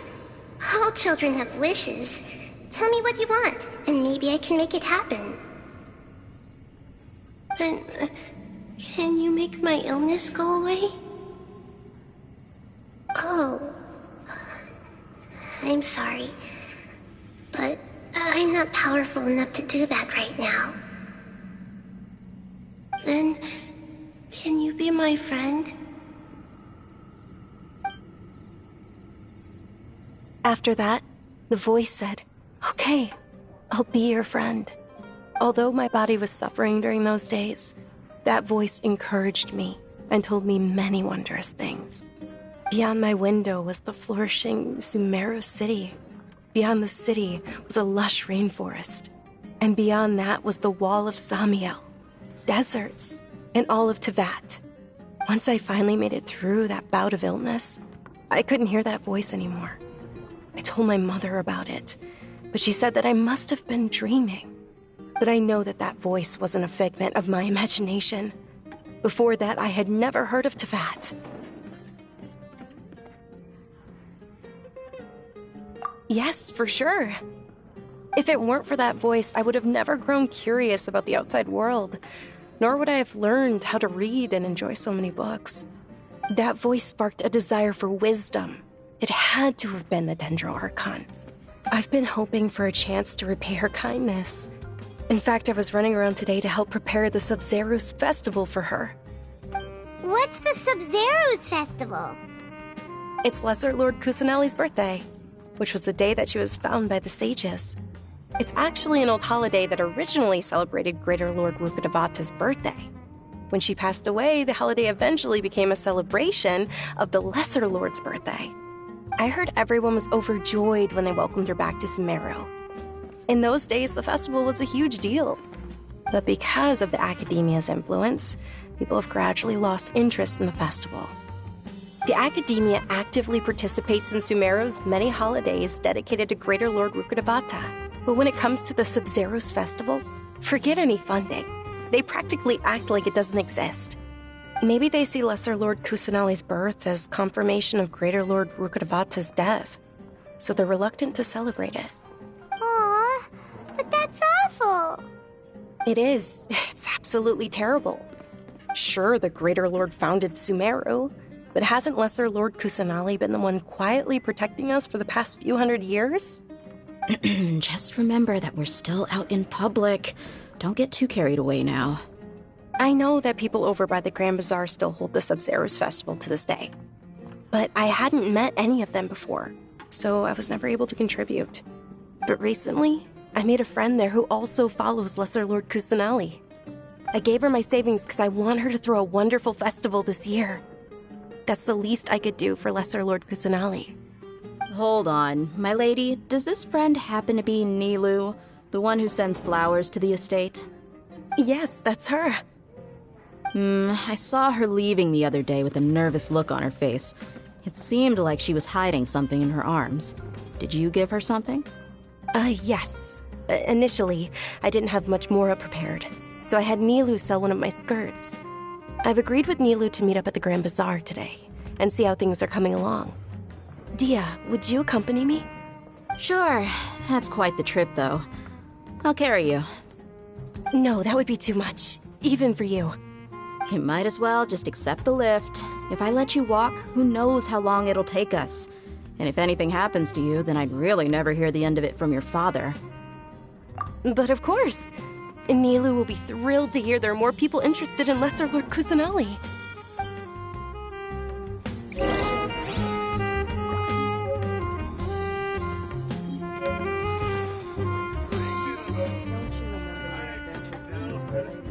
Well, your perspective is just tunnel visioning.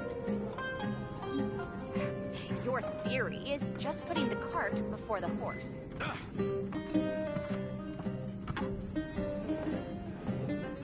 Oh, I went on my fair share of crazy adventures back in the day. Don't you remember your adventure plans, my lady? Bring me the booze. I can still Well, your perspective is just tunnel visioning. Your theory is just putting the cart before the horse.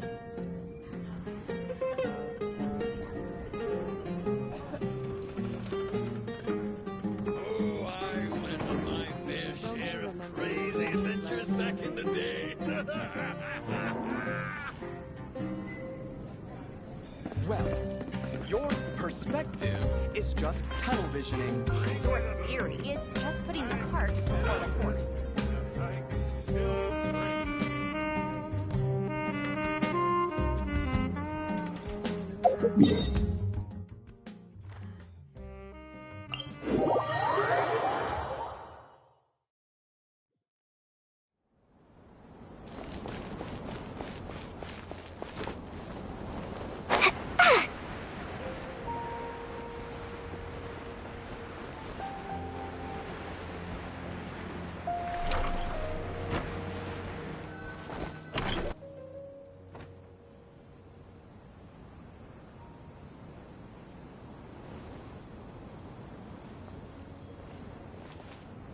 Sorry I'm late, Nilu.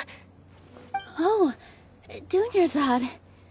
It was taking you so long that I assumed you got trapped at home, but you made it in the end. Uh-oh. But if Dia's here, that means you got caught, right? You could say that, but everything worked out. She's on our side now. Not completely. Oh, and who are these two? Oh, meet the Traveler and Paimon, my two newest friends. They're visitors who just arrived at Sumeru City and are looking for information on Lesser Lord Kusanali. So you're followers from another land? Oh, really? Well, that's okay. You're still invited to the Subzeros Festival. By the way, Dunyarzad, we've already started decorating the Grand Bazaar. It looks spectacular, thanks to your generous contribution. You're very welcome. It's the only thing I could do. Do you still have enough Mora? Probably? But don't sweat it. We've already finished renovating the stage. Come on, I'll show you.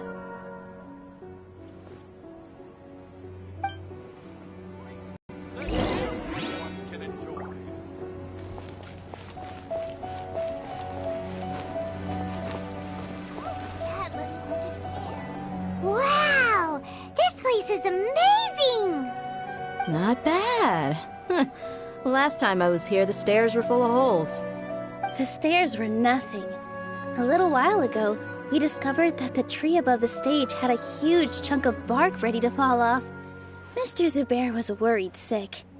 We reported it to the academia many times, but they never sent anyone to deal with it. We didn't want anything bad happening, so we were going to cancel all the stage performances.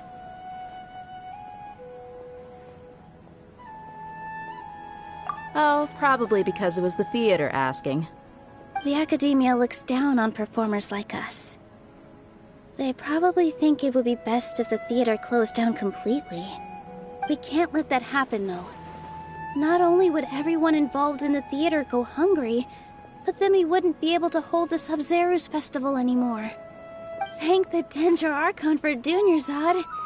But the more she gave us, we hired someone to patch up the tree, and we also gave the stage a much-needed makeover. The stage is going to be even prettier when it's festival time. I can't wait for you to see it. And I can't wait to see you on the stage. You've been practicing so long already. It's almost time for your dream to become reality. It's our dream. I'll do my best for the two of us. Milu, what are you gonna be doing at the festival? She'll be dancing the dance of Subzeros, the most important performance at the Subzeros Festival. Dunyarzad, have you told them the origin of this holiday? I only told them about the Greater Lord and Lesser Lord so far. Okay, then I'll tell you two about how this holiday came to be. According to legend, the Subzeros Festival was originally the Goddess of Flowers' birthday celebration for the Greater Lord. A long, long time ago, on one of Greater Lord Rukkhadevata's birthdays, her friends threw her a celebratory banquet. Some of the gods got drunk. One started playing music, and the Greater Lord started singing, so the Goddess of Flowers began to dance. As she danced upon the grass, countless beautiful parisaras began to bloom wherever she stepped. Those brilliant purple flowers became her dazzling stage. All the gods clamored, "Oh, if only time could stop at this very moment."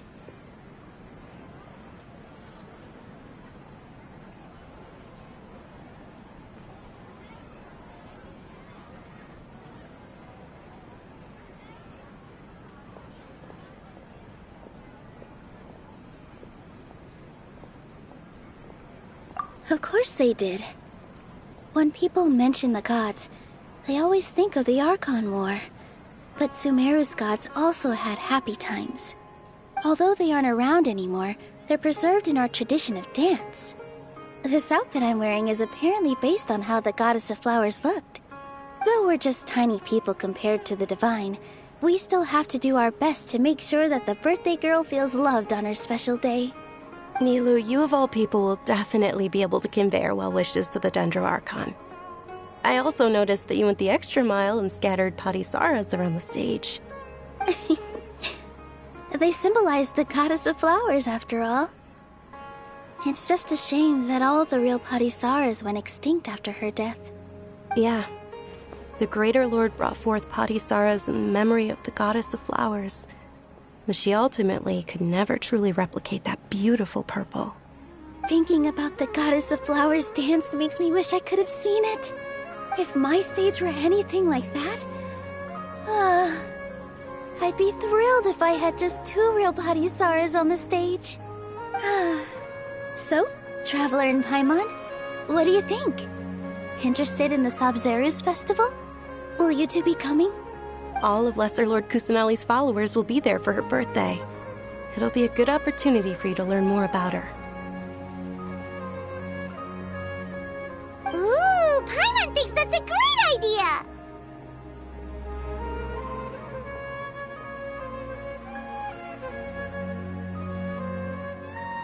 Hey, come on! There's nothing wrong with enjoying a festival. Besides, it's Lesser Lord Kusanali's birthday. She'll be happy to have more people who are celebrating it. So how about we all attend the Subzeros Festival together? Dunyarzad, let me show you which stage decorations we've picked out so far. Traveler and Paimon, if that doesn't sound interesting to you, Then feel free to explore the area. Everyone at the Grand Bazaar loves Lesser Lord Kusanali, and we're all looking forward to the Subzeros Festival. In that case, we'll take a look around.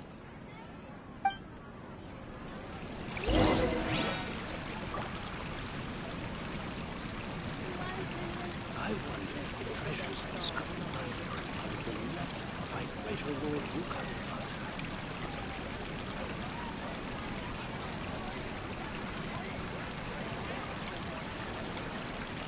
These bombs, so heavy.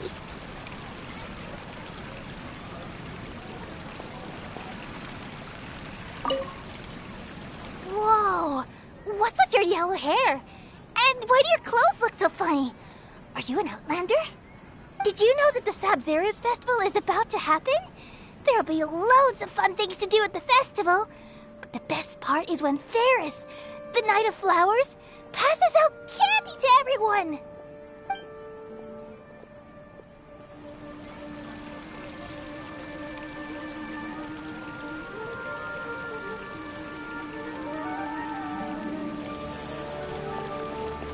Huh.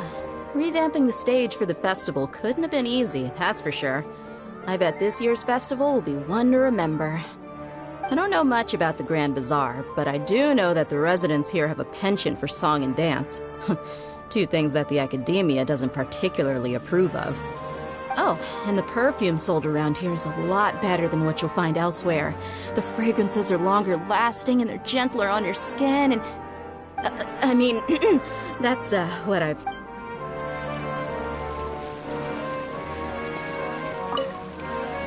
Things are real. Don't be fooled into think bad when it comes.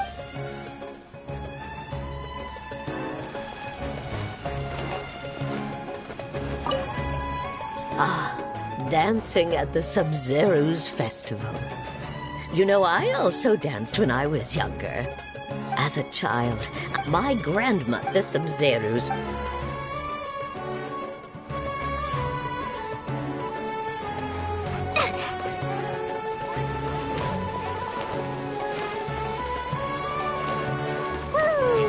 As on the stage. Milu, your outfit looks amazing. There's also something different about you from when we first met up. I thought I'd add a little extra pizzazz to my dress for the festival. See? Wow, did you sew all that yourself? Uh-huh. Sewing is a fundamental skill for everyone in the theater company because we make all our own costumes. Did you know that Mr. Zubair not only can make costumes, but props too? I've noticed that you can't keep your eyes off that crown over there. Would you like to try it on? May I? Of course. The legends say that the Goddess of Flowers had beautiful horns on her head, so this crown was made to reflect that. Dunyarzad, you look absolutely stunning with it on. It's like I'm looking at the Goddess of Flowers herself.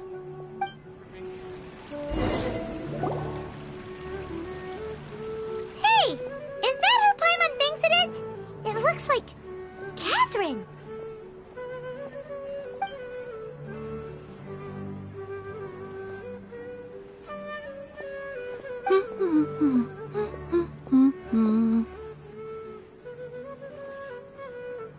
Huh. Come to think of it, Paimon's only ever seen her behind the counter at the Adventurers Guild. This is the first time we've ever seen her taking a break. Hey, Catherine! Huh? Oh, hey! It's the Traveler and Paimon! What's shaken? Whoa!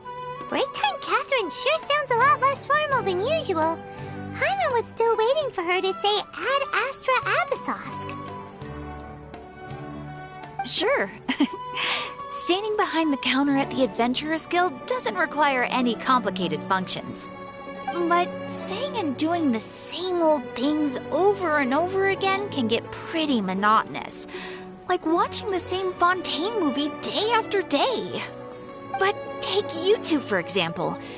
You travel across Teyvat to enrich your lives and gain new experiences. Well, we enjoy traveling across Teyvat and all that, but we're mainly looking for clues about his sister.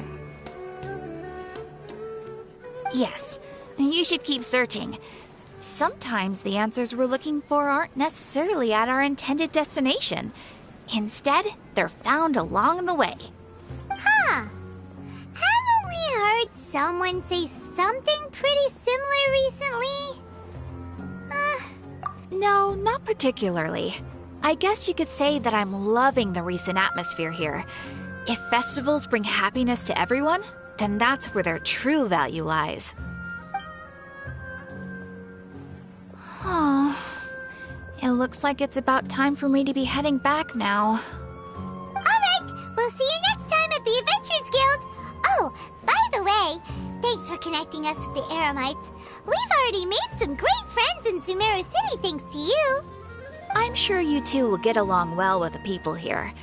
You've already been blessed by the element of Dendro after all.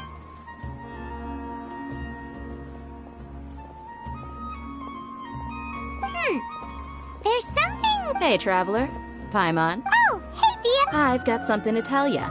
My lady knows you're looking for ways to meet Lesser Lord Kusanali, and she's been trying to come up with a way to help you. Well, I have an idea that might help. Are you serious? We'd love that!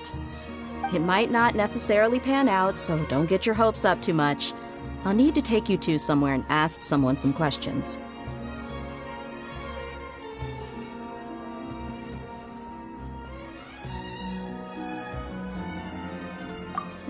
My lady is feeling a little worn out at the moment. Nilu's found a place for her to rest. After I take my lady home, let's meet in front of the Citadel of Regzar. Sounds like a plan! Let's head over to the Citadel of Regzar and wait for Dia!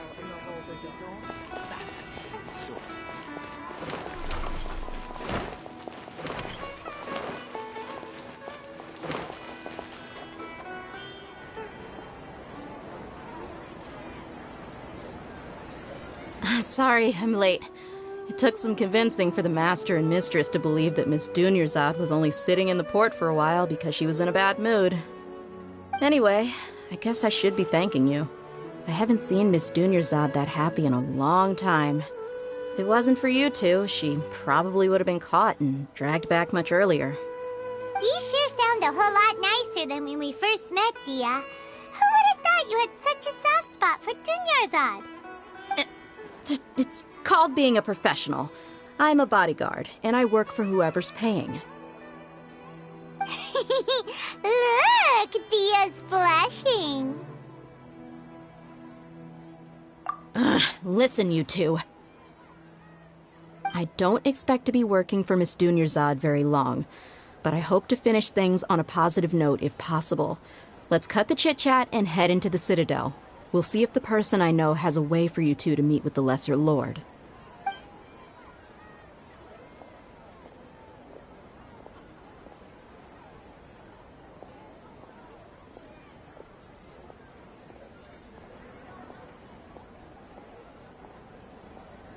Oh, hey, Chief. Ha, Dia! What are you doing here? And well, didn't expect to see you three together. I take it you all know each other already? Mm-hmm. We met this morning after the Adventurers Guild pointed us to Ozfon for more info. No kidding. Huh. So, where's Ruksha? I thought I'd help these two out by asking about the theft. Anything you can tell him? Ruksha's gone over to the Academia. The Grand Sage recently ordered Sumeru City to begin bolstering its defenses, so people from all over have been called back to the city. Since you've already mentioned the theft, I suppose I might as well tell him what we know. Appreciate it, Chief. Theft? Sorry, what the heck are you guys talking about? Just recently, the Academia lost something, and there's a chance the item is connected with the Dendro Archon. This case might just somehow help you in meeting her. I suppose that's one way to look at it. But if you ask me, the case is more about the Academia than anything else. Let me fill you in. The Academia recently sent a convoy to pick up an important package from Aru village. Word got out, and the convoy was robbed on its way back. The Grand Sage took the whole matter very seriously. Not only did he dispatch the Matra, but also enlisted our help in the search for leads. All we know so far is that whatever was stolen is currently in Port Ormos. You two have heard of Port Ormos, haven't you? It's the largest commercial port in all of Sumeru. You can travel there by leaving Sumeru City and heading south along the river. The Academia's grip isn't long enough to reach all the way to Port Ormos, so the city's a little more laid back, meaning the population's also a mixed bag. You never know who you'll meet there. Apparently what was lost has a great deal to do with the Akasha, knowledge, and even the gods. I'm afraid I don't have any other details for you, though. If you're interested, maybe you could head to Port Ormos and ask around yourselves. If you want my advice, try introducing yourselves as students of the Academia once you're there. Are you serious, Chief? All the Academia students are in Sumeru City, you know. Why should they pretend to be students in Port Ormos?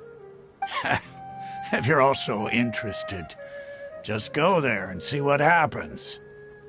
Count me out. I've got plenty of work to do here for the Homayani family. And take it from me, if you two really do decide to visit Port Ormos, you'd best watch your backs. Let's just say that the Eremites there aren't nearly as friendly as those here in Sumeru City. There are even some extremists who go around shouting slogans like, "Retake Sumeru for the Scarlet King." Word is that more and more are joining their movement. They're becoming a real headache for Chief and the others. You bet they are. The Scarlet King's been dead for thousands of years. Now they start spreading rumors of his return. Ridiculous. Not everyone's like you, Chief. Even the desert natives who abandoned their homes in the wilderness still wish to have a god of their own. Well, Traveler, that's about all the information we have for you. Thanks, Dia! And you too, Osfond! Since we've gathered all we could for the moment in Sumeru City, let's head to Port Ormos and see what we can find next. Miss Dunyarzad is looking forward to seeing you both at the Subzeros Festival, so be sure to get yourselves back here in time for that. Good. Then we'll see you both.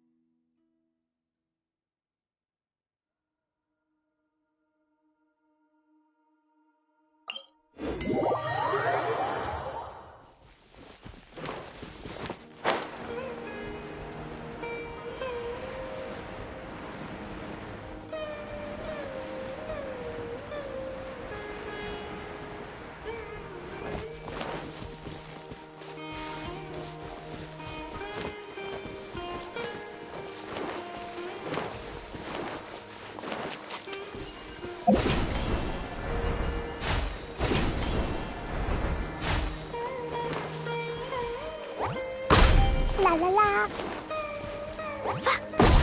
Da da da.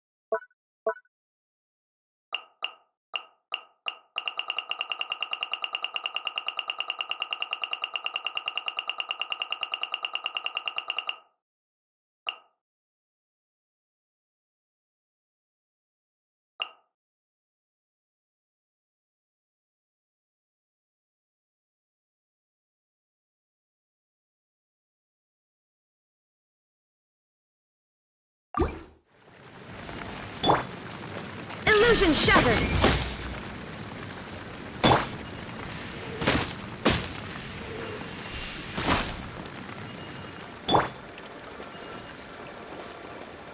Shine down!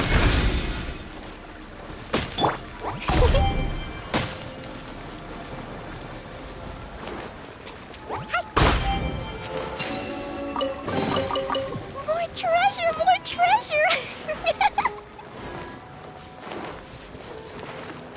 Woo!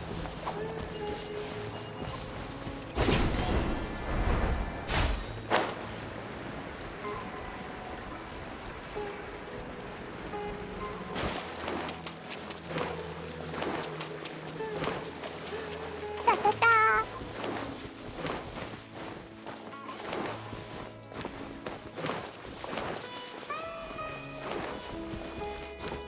Sucker for a punch, huh? Happy to oblige! Enshroud! There is no escape!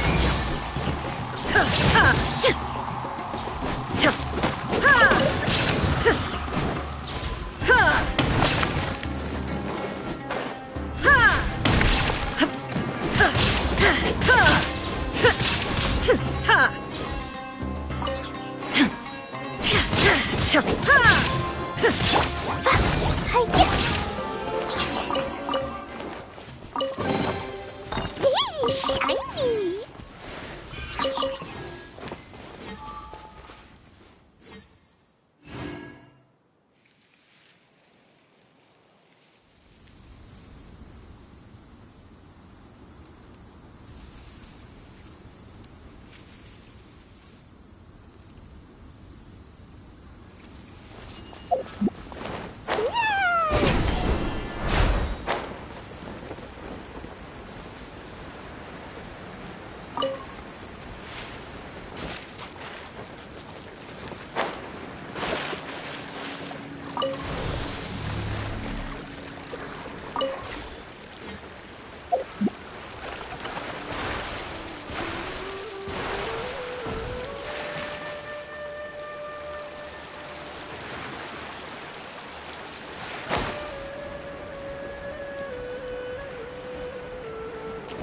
Happy to oblige!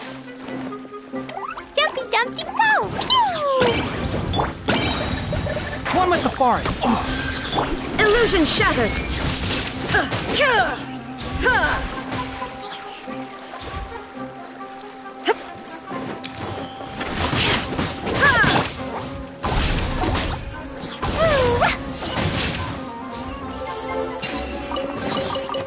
More treasure, more treasure!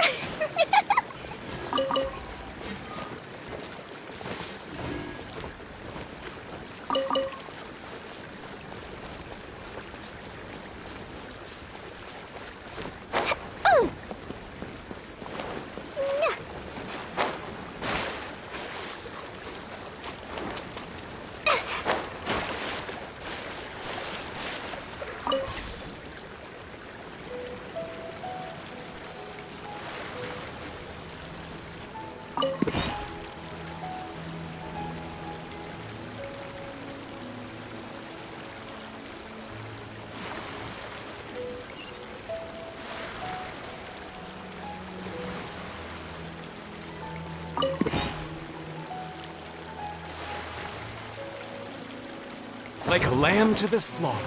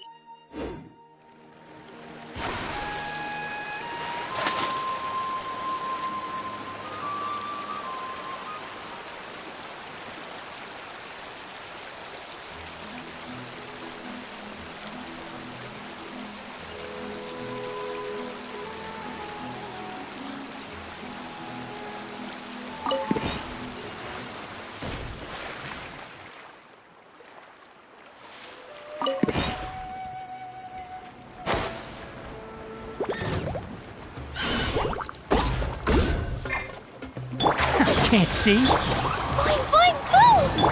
There is no escape!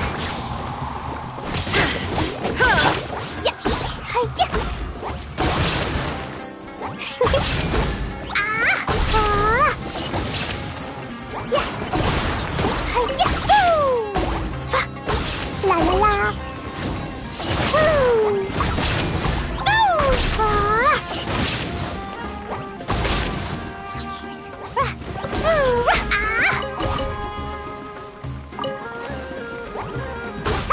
La la la!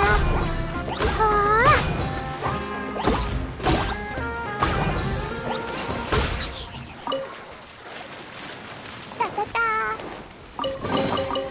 Yee, shiny!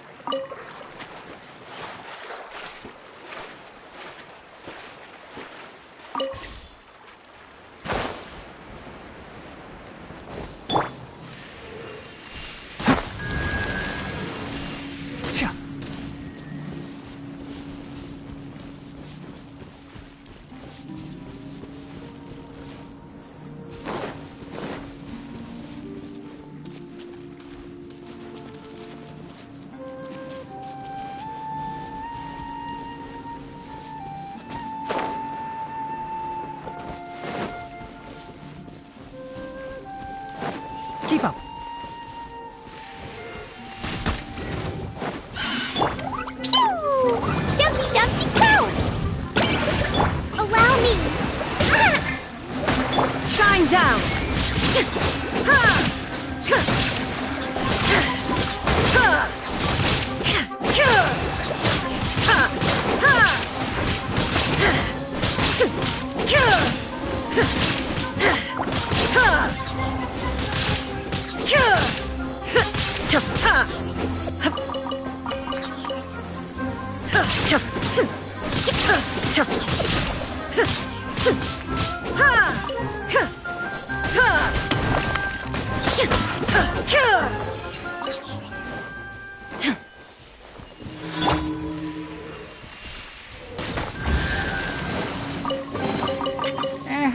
I think we can forgo the lost and found report.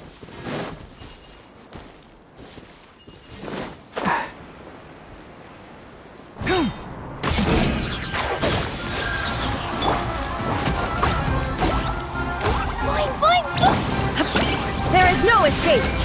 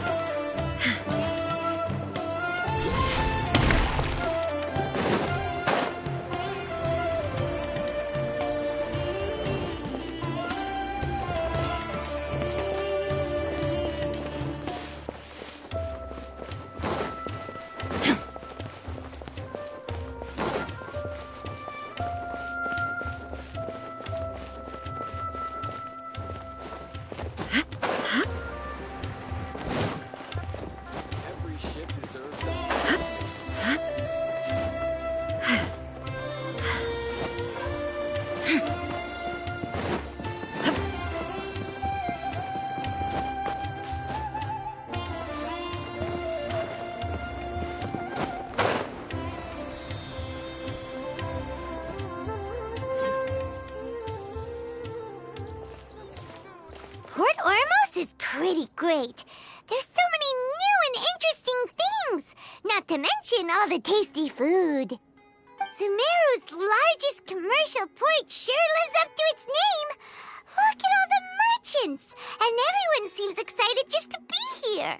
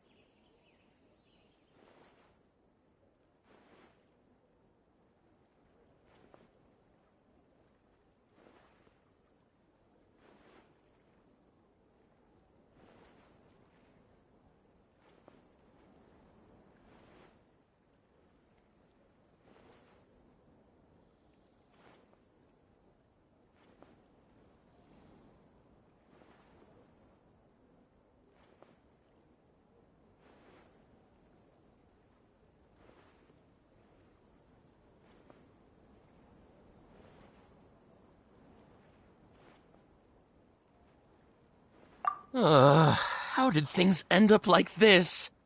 All thanks to your artistic license. That's how. I should have made you wait until we got an update from Tanja. But when I finished the prototype Aranara yesterday, you agreed that the kids would like it. That's why we tried bringing it out for a test run today. Well, I never thought they'd dislike it so much.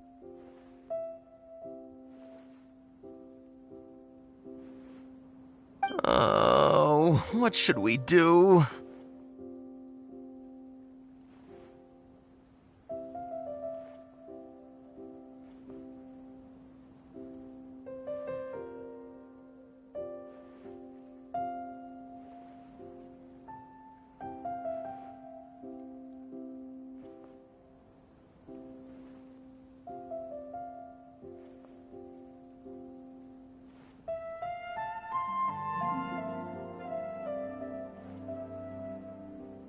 Whoa. Yeah. Compared to everyone else, they seem really down in the dumps. Let's go find out what's going on. Hey there. Paimon's name is Paimon, and he's a traveler who is just passing by. Is there something bothering you? Oh, I noticed you two a moment ago. Welcome to Akara Crafts, the best toy store in Port Ormos. At least for now. What's bothering us is this prototype Aranara. To start with, could I get your opinion on it? Prototype Aranara? You mean this wood carving here? It looks like a mushroom monster to Paimon.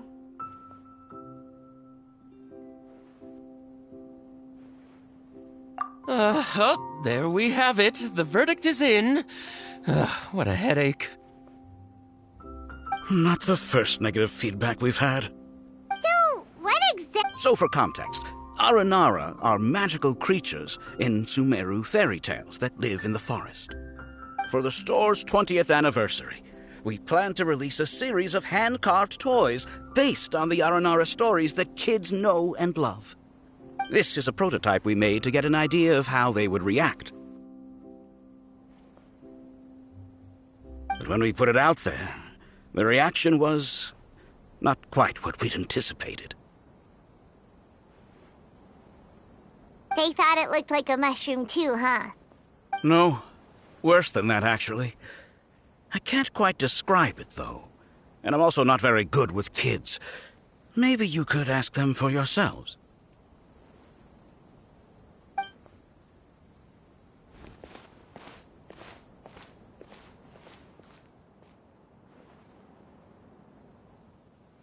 This is not an Aranara. No way. I've read Uncle Tanja's Aranara and the Ill Little Fungus. It says that Aranara are supposed to be chubby and squishy. The carving looks nothing like that. Toys do look better when they're round and chubby. Uncle Tonder said in Aranara's vow that you can deceive the eyes, but you can't deceive the heart.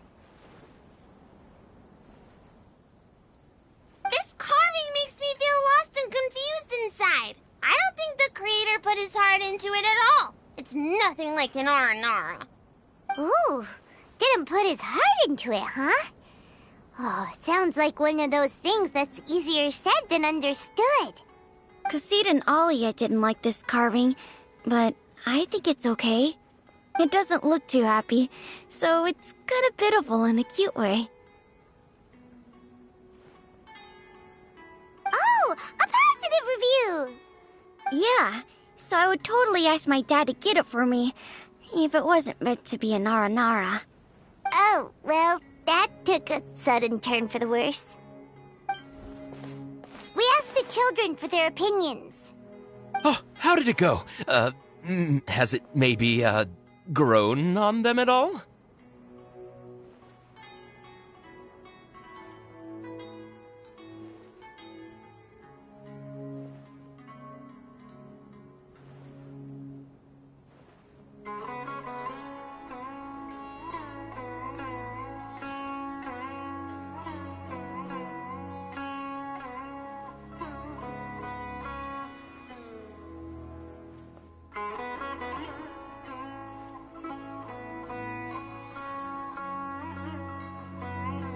Oh, this is such a shame.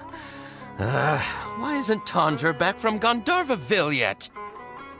Oh, the kids kept mentioning an Uncle Tanger too. Who is he exactly? Uncle Tanger is a famous children's author here in Port Ormos.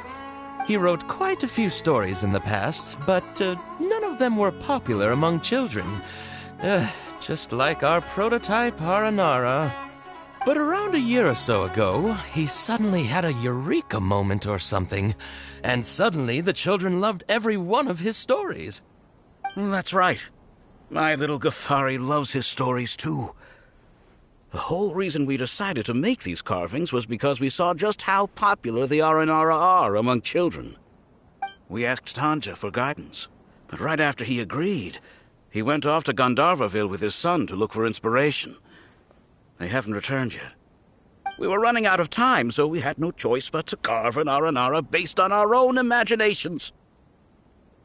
As you can see, this was the result. Oh, we have to do something. Hey, since you're the famous traveler, could you do us a favor and look for Tanger in Gandharvaville, he doesn't have to come in person if he's too busy. Just ask him to write down his suggestions and bring his notes back to us, if you could. Please, if only to put a smile on the children's faces.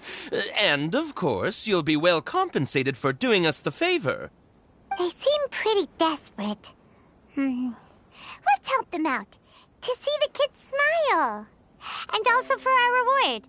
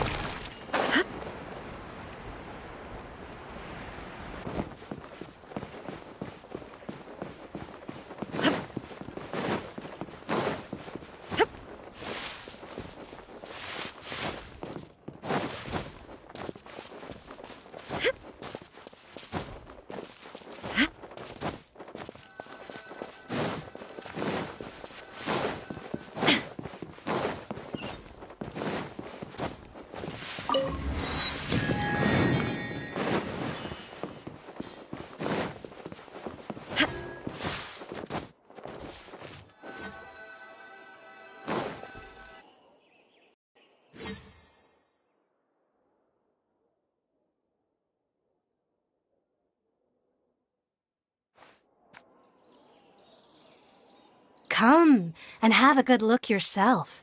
Traditional spices of the highest quality, made with pride and experience. You've got a deal. I can't thank you enough for always looking after my business. Believe me, I'm not making this up. Several Eremite... Wow! Ooh, we know that when... Paimon doesn't get it!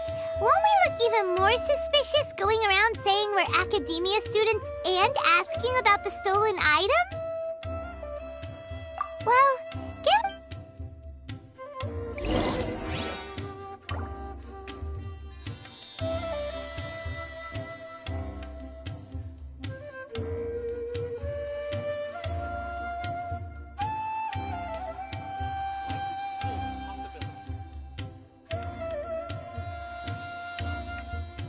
Inactivity serves no purpose whatsoever.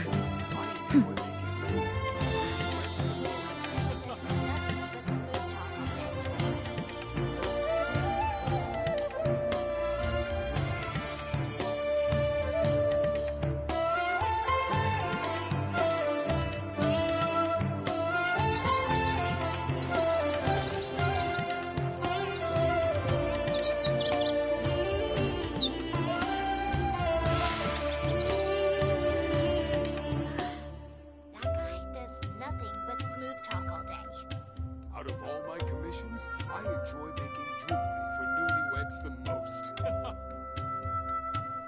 Life is full of possibilities.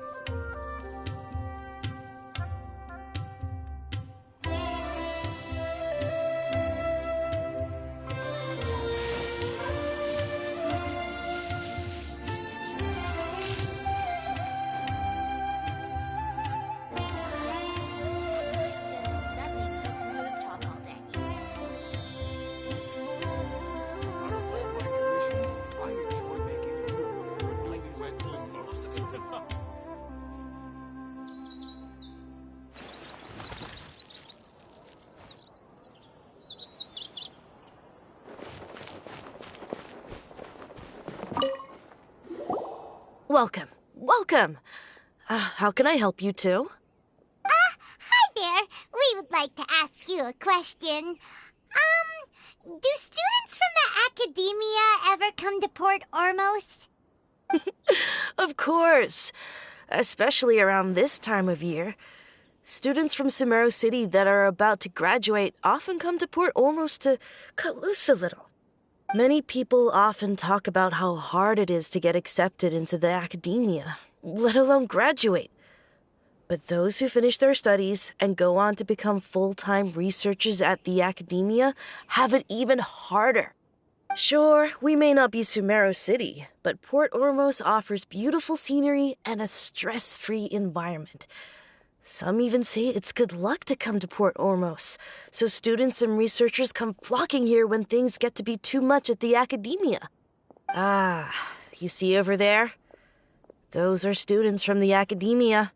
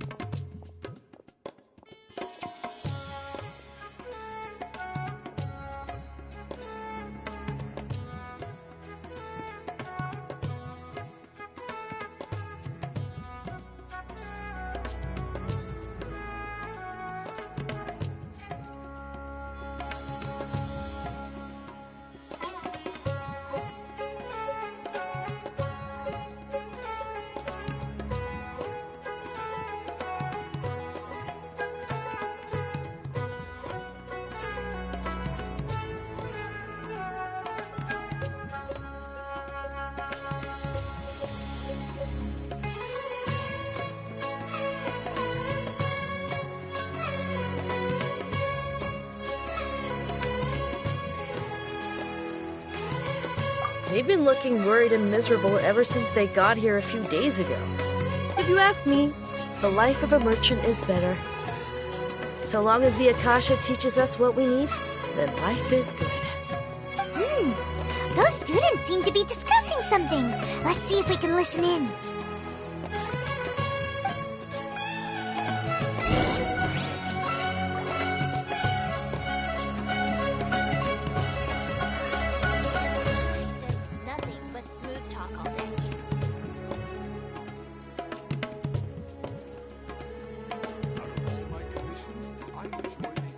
All the world holds dear is but a backdrop of constant motion. I stand before it, alone and unchanging. That guy does nothing but smooth talk all day.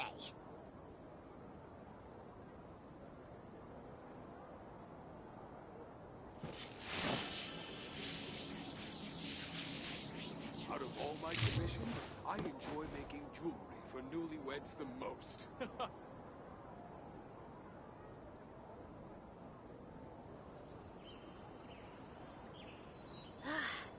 That guy does nothing but smooth talk all day. The world remains constant over the centuries, but human life is like the dew at dawn, or a bubble rising through water. Transitory.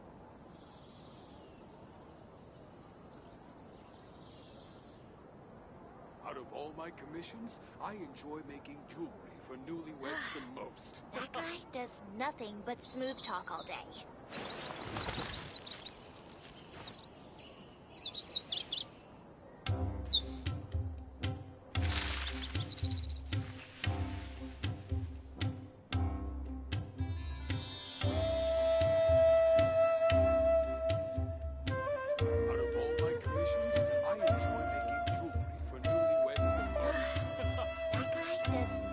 But smooth talk all day.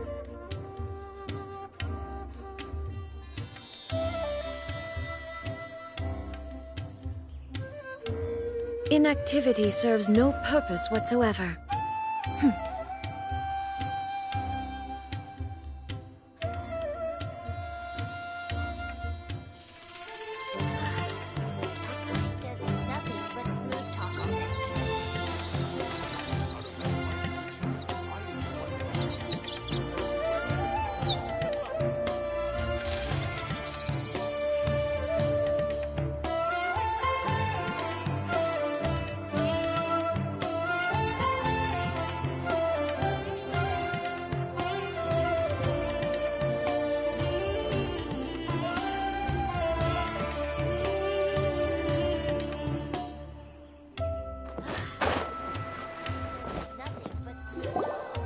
It's no good.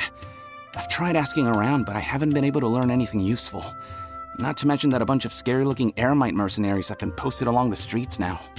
There's been a lot of fighting between the different Eremite factions in Port Ormos. If we choose to move on our own, then it would be wise to steer clear of them. Especially the group that's constantly shouting some stuff about the Scarlet King and some resurrection. I've even heard that the Citadel of Regzar is starting to get fed up with them. What was that group called again? Ein something or other? They're called Ein El Ahmar. Today, I heard that the thing we're after might be in their possession at the moment. Wait, come again? Don't you see? Many of the Eremites in Port Ormos deal with trading this kind of thing. They're usually pretty wary of outsiders, but not so with students of the academia. It's because the kind of goods that students are looking for aren't the kind of goods that Eremites are after. As long as they know you're a student, then deals can be made. I've heard that Ein al-Hakmar likes to set up shop at the Jafar Tavern. Supposedly, if you're willing to part with 500,000 mora, they'll give you info on anything. Wait, did you say 500,000? If information alone costs that much, then how could we ever afford to buy what we're looking for? I guess we might as well give up on trying to graduate this way. I wouldn't worry too much. Our field of research is very niche. Who else could possibly be after that kind of shady knowledge? I bet it's practically worthless to anyone aside from us. Well, I guess that makes sense. Then the only thing left for us now is to find a way in. Why don't we all just pool our money together and pay for the information? Whoa! Did you hear that? A niche field of research and shady knowledge? It all sounds pretty suspicious to Paimon. Is knowledge something people just buy and sell like that?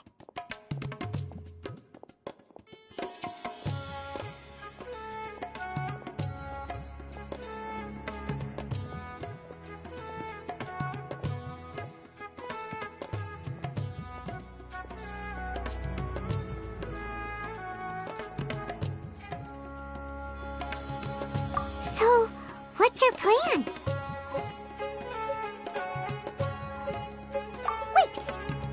hear what they just said?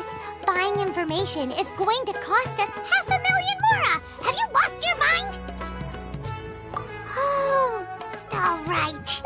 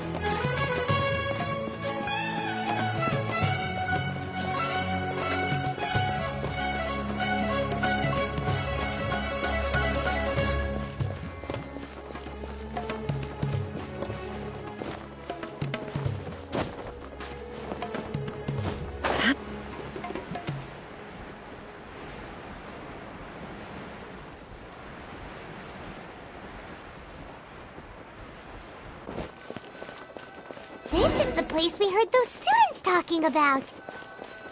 Let's find this. Should I adjust the shipping schedule? Oh, you've arrived. Please, take a seat. So, they think that they can go toe-to-toe with the boss?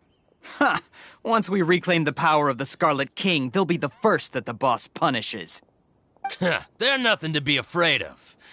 Our main rival now is the Caracal Battalion. They've also amassed a significant amount of Mora this time, so we mustn't underestimate them. How can the Caracal Battalion compete with the boss when they're nothing but a bunch of money-grubbing opportunists out for a quick Mora? Yeah, with Boss's fervent devotion, he'll be able to use this power to bring our god back this time. Huh. All these guys talk about is the Scarlet King, so they're probably the ones we're looking for. Greater Lord Ruka Devata.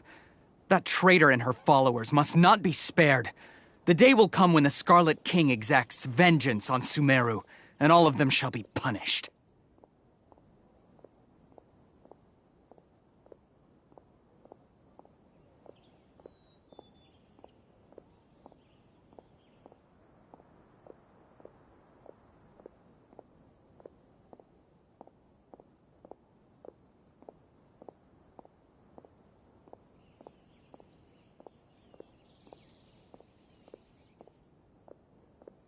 Yeah, Paimon was wondering what they meant too. We should ask about that if we get the chance later. How can there be feel free to look around?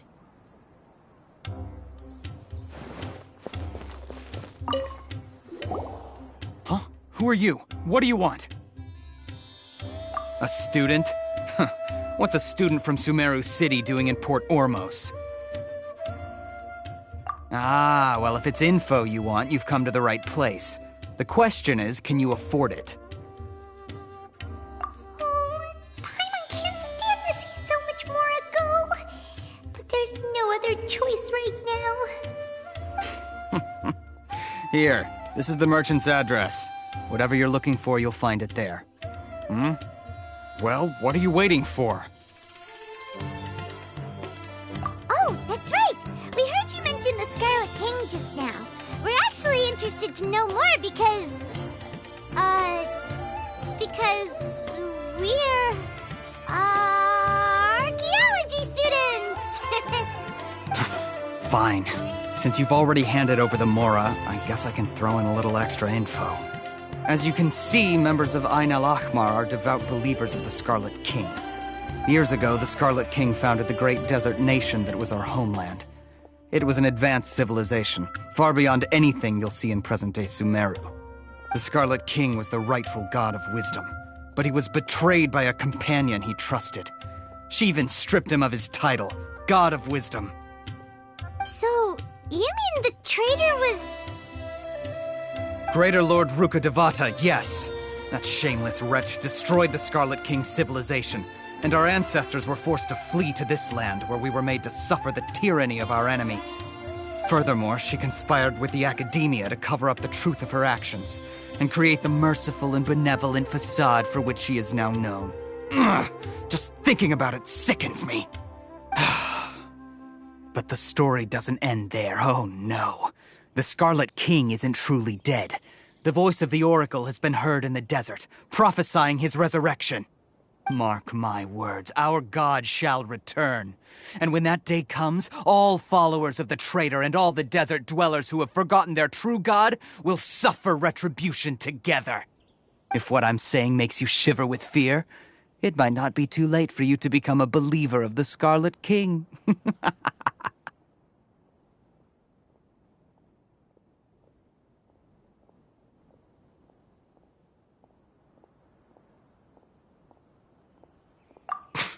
I don't have anything to say to you academia people about that. I think this conversation has reached— Not just yet. This man is a fraud. Huh? You again? Deranged academia lunatic. Yes, it's me again. I already warned you that if you weren't willing to sit and discuss things with me, I'd take measures to make things uncomfortable for you. Listen to me. That address he gave you is fake. Or at least, you won't find a merchant waiting for you there. This group has been boasting all around that they can provide information on a certain item as a means of luring people into their territory. Once you show up, they keep up the act until they have hard evidence that you want to purchase said item. Hey! Shut it all, Hatham! What are you playing at, trying— I told you the other day. I wish to discuss my terms with your boss. Ha! The boss made it perfectly clear that he won't negotiate with you. Yes, and in no uncertain terms. But that was then. It does not preclude him from changing his mind in the future. I'm warning you. Don't— If you're suggesting that we escalate this from a verbal exchange to a physical one, I accept. After all, even the Archons used war to negotiate the ownership of Teyvat. If, on the other hand, we can't— I will jeopardize the air. I am quite confident that if I began to take such action, your boss would willingly approach me himself. However, I fear that by then, some things will have happened that cannot be undone. Also, a word of advice. I suggest you tell your boss exactly what happened here today. What did you say? Consider this. Have I ever failed to follow through on my word in the past? This guy is really out of his mind. Okay then. If you really have a death wish, let's meet a week from today. The pier in front of the Pharos Lighthouse, 4 o'clock in the afternoon, sharp. Don't expect us to hold back. Not so fast. First, you return the 500,000 mora to them.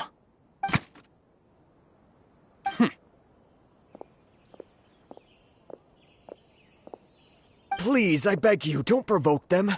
We can't afford any trouble with this crowd. They haven't even paid for their food yet. Ah, Mr. Iman. There appears to be fewer staff in the restaurant recently.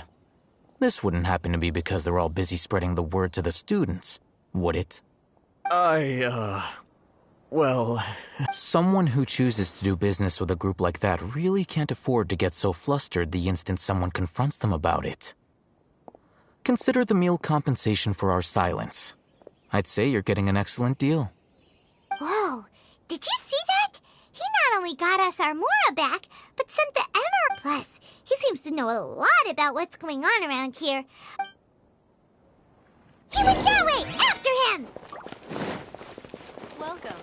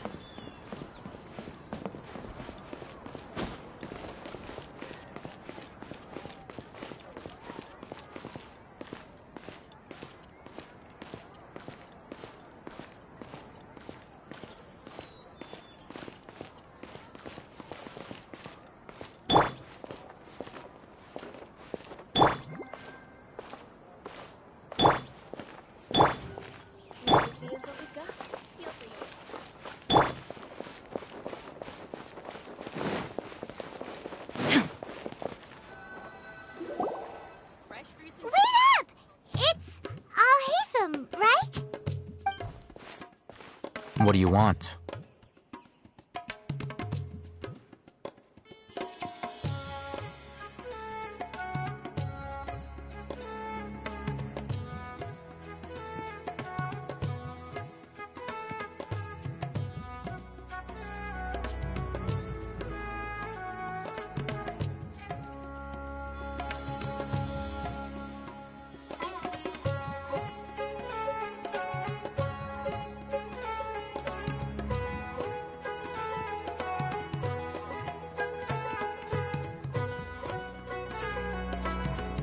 No need for thanks. My goal was to get to them, and you two gave me just the opportunity I needed. We're even. Oh, I advise you to keep your distance from them. Since they weren't able to make off with your Mora in the end, they might harass you again in the future. All right. Goodbye. Hold your horses! We still have something to ask you about! Since you tore through their scam right in front of them, you must know the real story about certain something, no? Who exactly are you two? And why are you inquiring about that?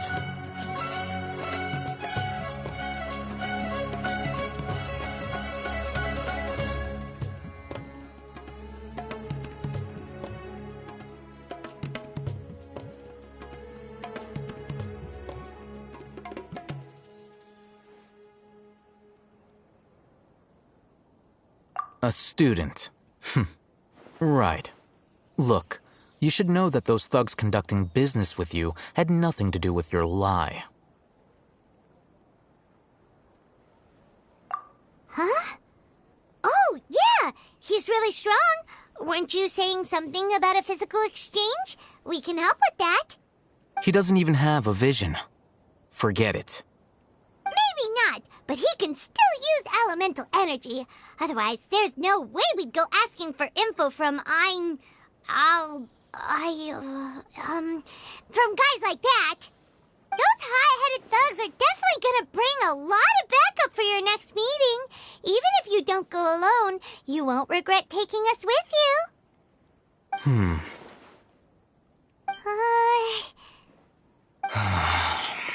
All right. I accept. Got a pen and paper? If you're searching for someone who sells that kind of merchandise, I'll give you one of their addresses, and you can try your luck. We'll reconvene at the appointed time by the pier. It doesn't matter if you show up or not. So, since you were happy to give us this merchant's information, does that mean you can tell us exactly what we're after? You were willing to part with 500,000 Mora for something and you didn't even know what it was? Okay. Well, if you truly are as skilled as you claim, then you can beat the answer out of them when they become hostile. Look, if you've been making inquiries, then you have to know something by now. Tell me what you know so far, so I don't waste time repeating information. We know it's connected to the academia somehow, and that not only do the Eremites deal in it, but some students want to get a hold of it too. What else?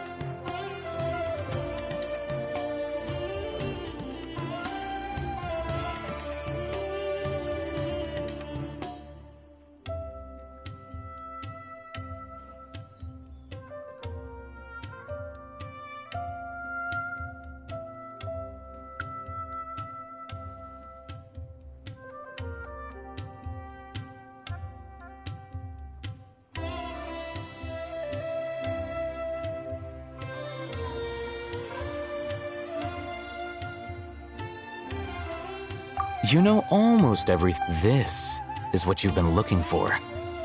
Huh? Paimon can't tell what it is. It looks like some kind of ornament. This is a knowledge capsule. To put it simply, it's a vessel that can store a fixed quantity of canned knowledge. It's like a miniature Akasha. Anyone who links it to their personal Akasha Terminal instantly becomes privy to its contents.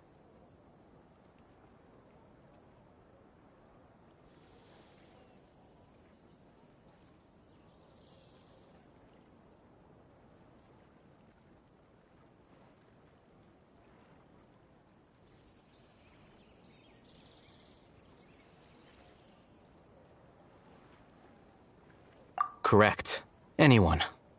Unlike the Akasha, which heavily regulates who can access what information, knowledge capsules confer their contents without any requisites. That's amazing! It's essentially a convenient and harmless vestibule for knowledge.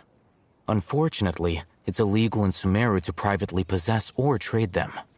They were created as a means for scholars to transfer knowledge gained from Irminsul into the Akasha, and are intended to be destroyed immediately after use. But despite strict regulations, some of these knowledge capsules will always escape destruction. After all, there will always be those in this world who are dissatisfied with life as designed for them by the Akasha and wish to change their fate. Over the past century, a wide variety of canned knowledge has been leaked from the academia. Now, in Port Ormos, the valuable ones are a means to Mora for the Eremites. Meanwhile, those which the Eremites deem to be useless to them occasionally prove useful to the common citizens and hapless academia students. Well, I think that about sums it up.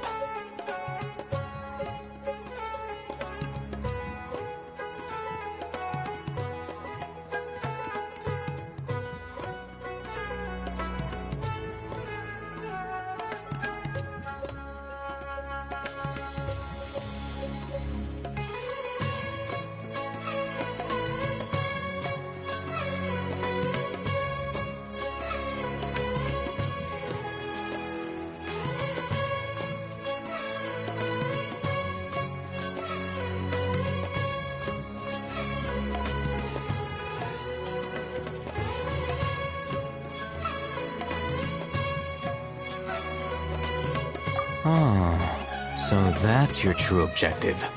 With our current arrangement, I don't believe I can offer an answer. You're still resolved. Fine.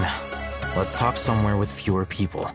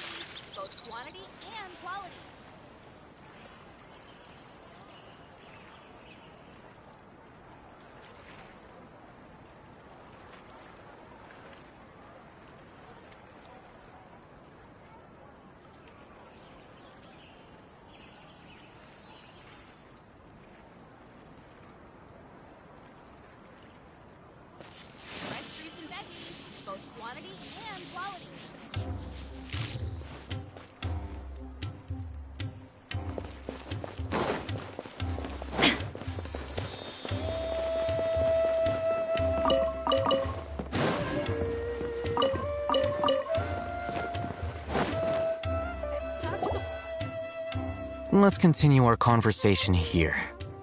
If you wish to learn more about the knowledge capsule that the Academia lost, then you must help me with something. I need you to find someone named Dory, a traveling merchant. Unlike the peddlers who hawk inferior knowledge capsules, she often has quality goods in stock. Some say that as long as there is profit to be made, there is nothing she won't dare to sell. She's guarded against people from the Academia because most of her wares don't comply with Academia regulations. I think she blacklisted me. I met with her informant, but it soon became clear that they had no intention of letting me get any further. Become one of Dory's customers and earn her trust. This is my condition for further collaboration. Why do you want us to meet with her? Until you complete this task, you don't have question privileges. Fine. So how do we go about doing this? You two are outlanders who haven't been here for long, so Dory should view you as safe clients. I'll give you the informant's address and their contact password. Beyond the password, though, I have no way of knowing what other tricks she might have up her sleeve. You'll have to improvise. This is kind of nerve-wracking. The true challenge begins after you meet her. She has a keen nose for Mora and a shrewd eye for wares, and she only likes customers who she deems to have good taste. I'll prepare some funds for you. Buy her highest quality wares and earn her approval. But we only just saw a knowledge capsule for the first time. We don't know how to tell which ones are good and which ones are bad. Is that something we can learn quickly? That's true. Have you two heard of elemental sight?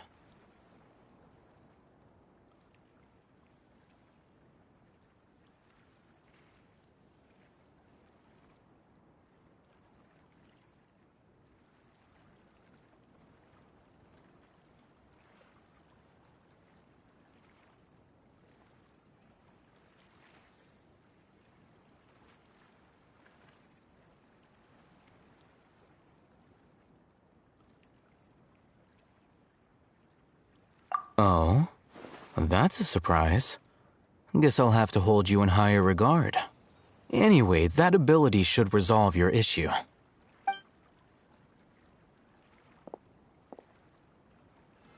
Here are 2 knowledge capsules. Tell me, can you detect any difference in their quality?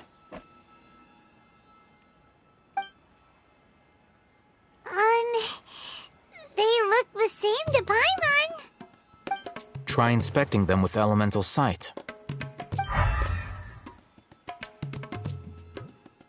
How'd it go? Did you see anything? Rumor has it that higher quality knowledge capsules generally appear brighter when viewed through elemental sight. That's because knowledge originates from Irminsul, the root of Dendro power itself. The more powerful the knowledge, the richer it is in Dendro energy. However, some canned knowledge with a high concentration of elemental energy is of little use in contemporary times, so those capsules are of little value. Using elemental sight is merely a stopgap measure, but it should suffice for earning Dory's trust. That sounds pretty impressive. Here's a sheet with the informant's location and contact password, and here is the Mora for purchasing canned knowledge. Don't be cheap. You'll need to spend to catch Dory's eye. If there's any Mora left over, just keep it. Oh, and be sure to exercise some caution. Matra? They belong to the Academia's regulatory body. They also handle cases of illegal canned knowledge transactions. Like I said, the Academia has banned both their trade and possession. The Matra are razor sharp. You're in for nothing good if they lock their sights onto you. If you two want to back out, now's the time. Okay. Looking at what Al-Haytham wrote, Dory's informant is a trader near Old Ormos. Let's follow these instructions and try to get in contact with him. Hello. What are you two looking to buy?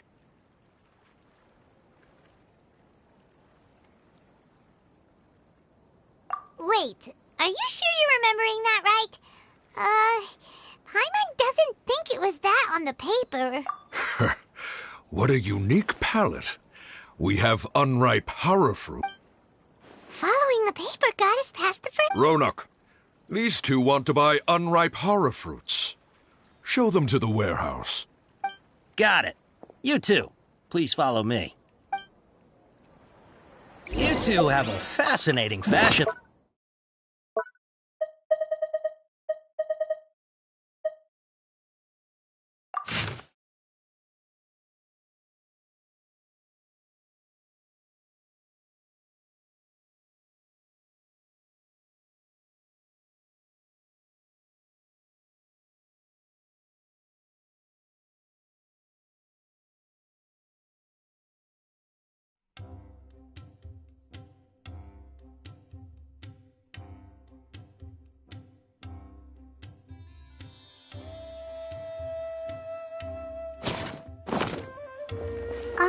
Hold on. Let me think. Sumeru Rose means common merch. No. Look again. We're obviously wearing morning flowers. Fast maintenance. Ah, my mistake. I do apologize. Whew.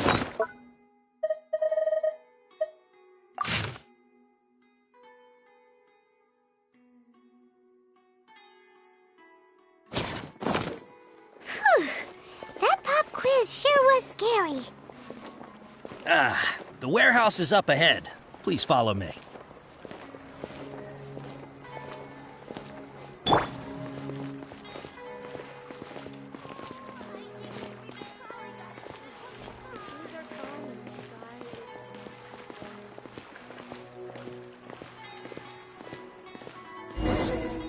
Before I retrieve your products, I need to confirm a few things.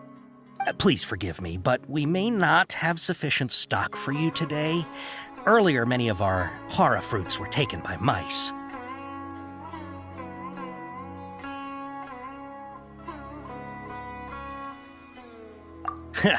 Thanks. If better goods come in, you'll be the first to know. You look like you have some skill. Why don't I pick out some fruits that'll make you dizzy?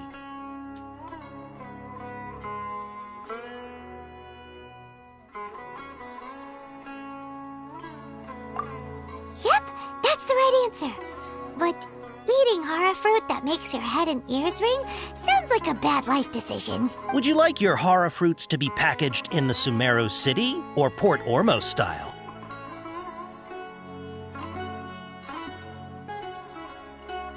I'm guessing that you're going for a more traditional packaging since this is your first time here. Wait a sec. Sumeru City style means we're only buying a few things. It won't take us to see Dory if we do that. I'm sorry. But as things currently stand, we won't be able to fulfill your order. He's cautious of us. Let's take a closer look at the paper that...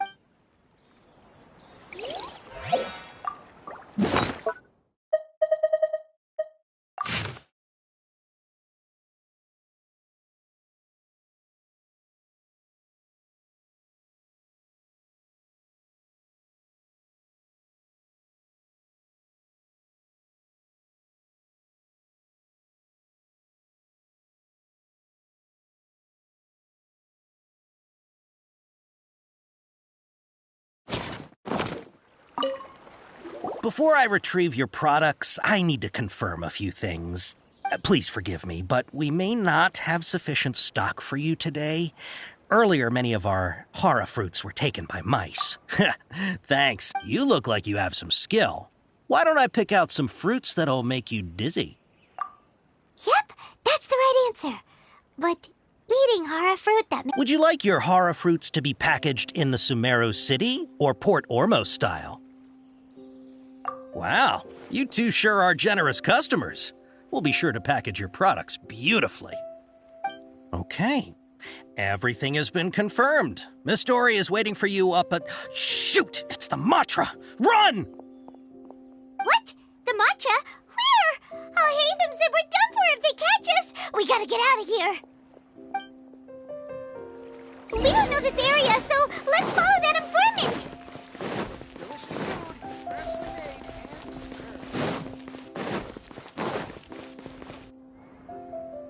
He ran that way!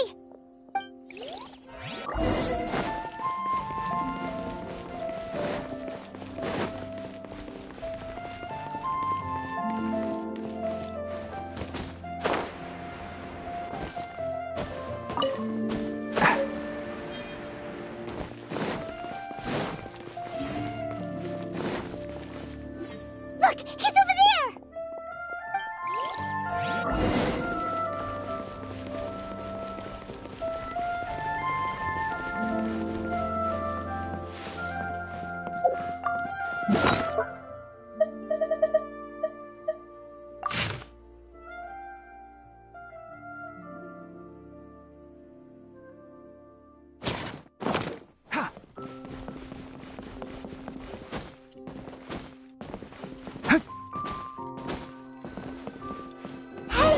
If you're hiding from the Rishbaland tiger, come this way! Another password! Huh? Oh, That voice came from... Here, over here. You can stop running now.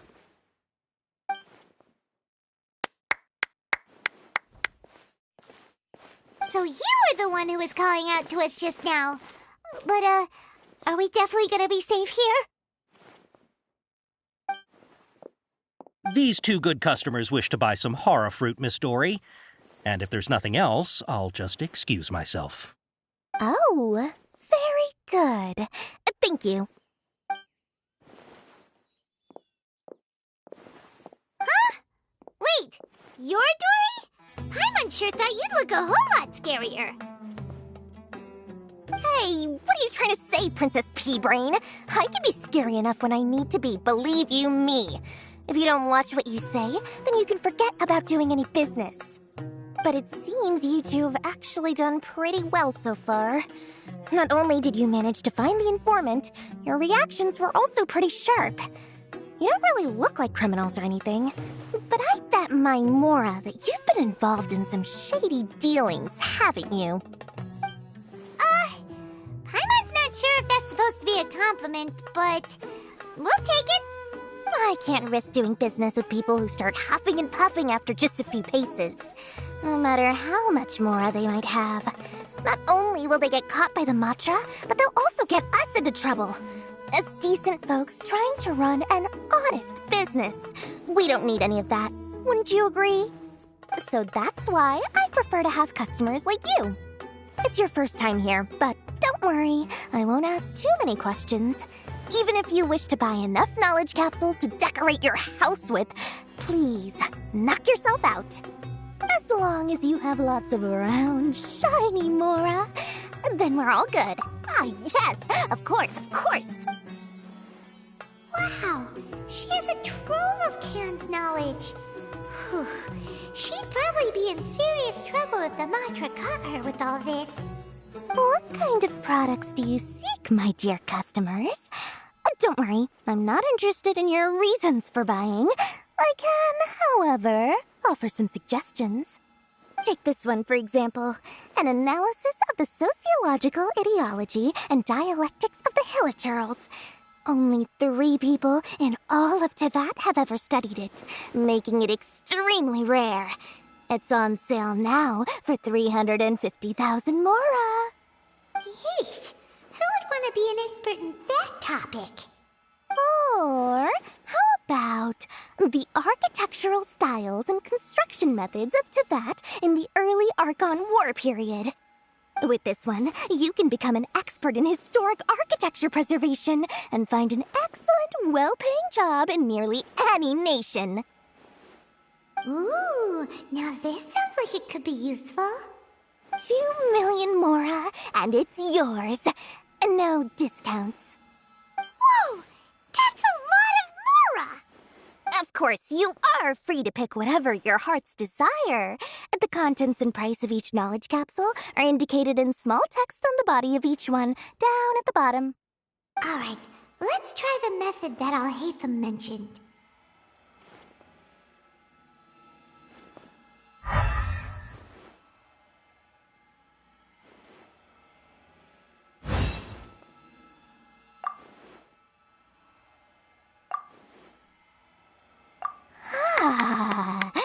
You've really got a good head on your shoulders, and quite the eye for quality.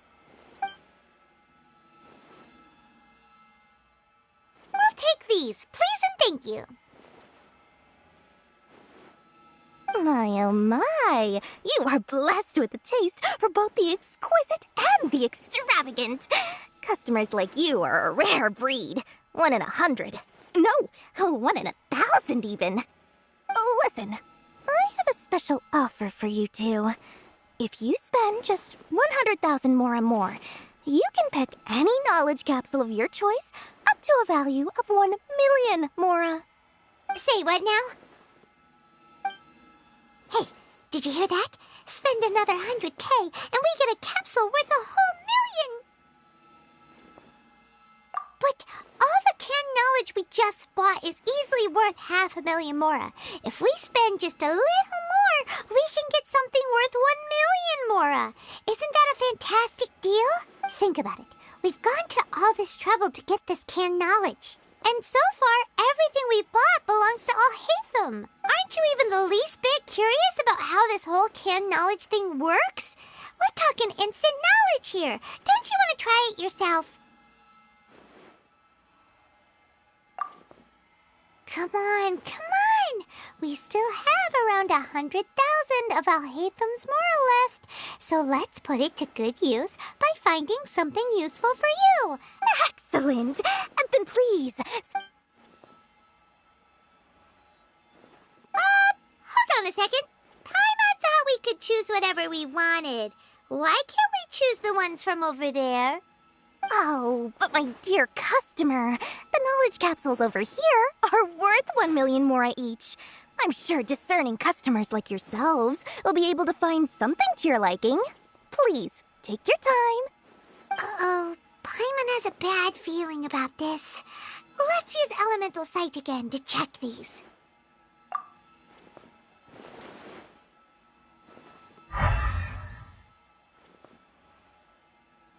So, what did you see?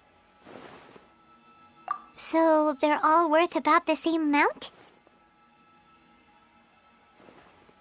Well, anyway, the Mora's already been spent, so let's at least try to find something useful.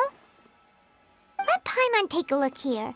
An introduction to traditional Sumeru brewing techniques. Not sure we'd ever find volumes 1 through 7, but at least this knowledge should be useful, right? Dory? We'll take this one! All right! Our dealings with Dory went smoothly enough. Let's head to Akala Funduk and meet up with Alhaitham. Hopefully now he'll finally tell us about what the Academia lost.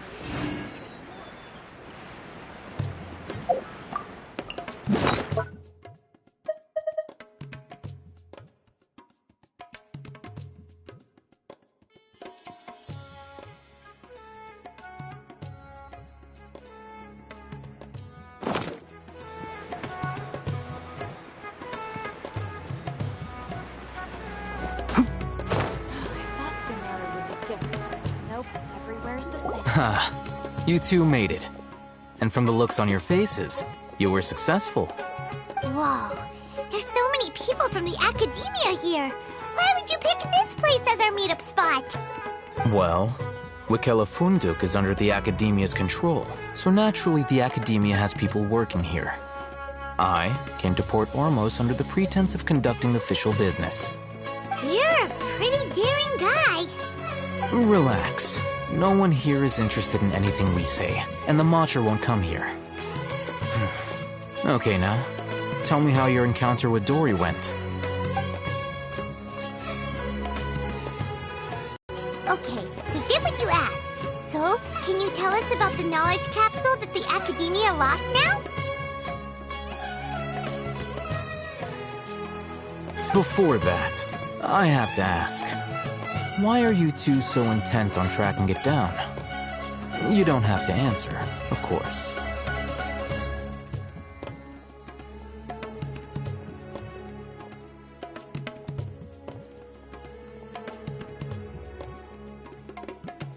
Yeah, he just wants to meet the God of Wisdom and ask her about something important. We've been in Sumeru for a while now, but we still haven't found a way. When we heard that the Academia had lost something that might be related to the gods, we came here in case it turned out to be our lucky break. In that case, you're on the right track. A short while ago, the Academia lost a knowledge capsule in the desert. It's supposedly a divine knowledge capsule. Use it, and you'll gain the wisdom of the gods. Wow, there's really such a thing as that? Hey, if we find it, do you think we could learn how to meet the Dendro Archon? Ooh, or how to find your sister? I highly doubt it has any mystical properties, but it does indeed exist. And it's right here, in Port Ormos. So, where exactly? That's what we need to find out next. I won't deny that. I am investigating because I'm curious as to what the divine knowledge capsule truly is. As you know, the Eremites in Port Ormos also have their eyes on it. It is an extremely precious item. The knowledge contained within may bring great power or wealth to whoever has it in their possession. Several brigades have been vying for ownership of it as of late, but there is still no victor. My personal finances and connections cannot compete with those of the Eremites. After attempting various methods, I finally managed to reach a tentative agreement with several brigades. I agreed to forego ownership of the Divine Knowledge Capsule in exchange for the opportunity to study it. After all, there's no harm in understanding what it is. However, there are those who are less amenable to negotiation, such as those from Ain al-Ahmar. They adamantly believe that the Divine Knowledge Capsule contains the Scarlet King's power, and that he will return to this world when they obtain it. They refuse to let anyone from the Academia tarnish their deity's soul. So you kept hounding them because they refused to cooperate with you? Yes. Ain al-Ahmar isn't exactly wealthy, but its members are determined to get that capsule by any means necessary. To that end, they've resorted to many methods more foul than fair in order to amass sufficient funds. So, I've been sabotaging their business to force them into negotiating with me. The Divine Knowledge Capsule should be up for a secret auction within the next few days. Each brigade will place their own bid, and the prize will be covertly given to the winner. To ensure the capsule's security and to evade the Matra's notice, the winning brigade will not publicly disclose their victory. Unless I know whose hands the Divine Knowledge Capsule ends up in, my agreements with them will fall through. Dory is the most reliable source of information, but that avenue was previously closed to me.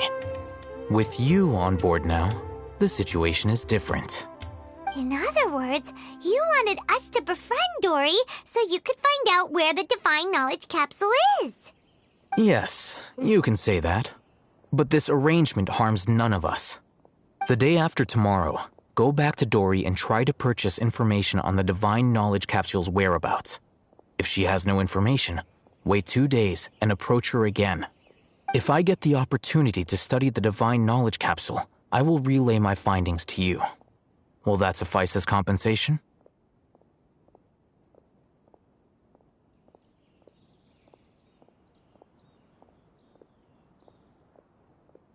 Okay, then we'll meet up in 2 days.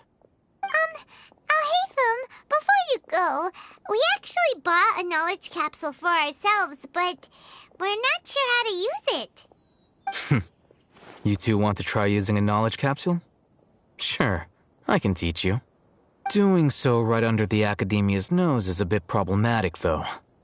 What do you say we head to the outskirts of town? I thought Sumeru would be different, but nope, everywhere's the same.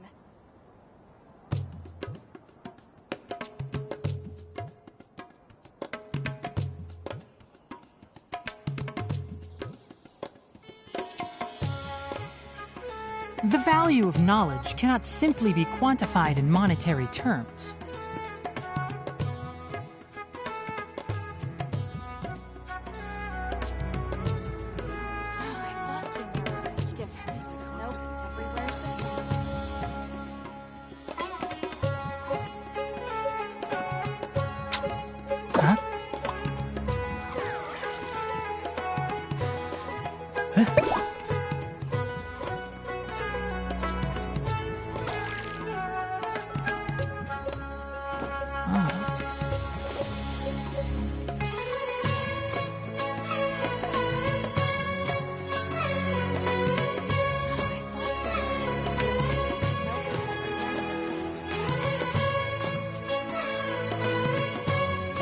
Don't be afraid to make mistakes.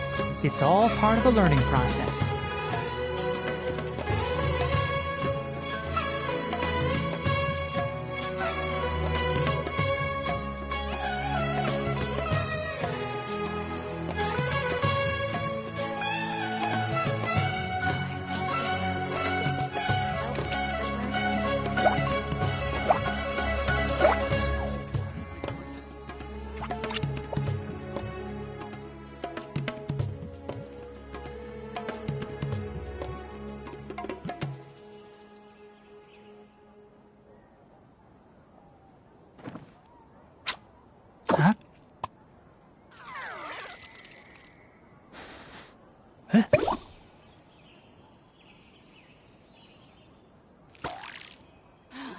Sumeru would be different, but nope, everywhere's the same.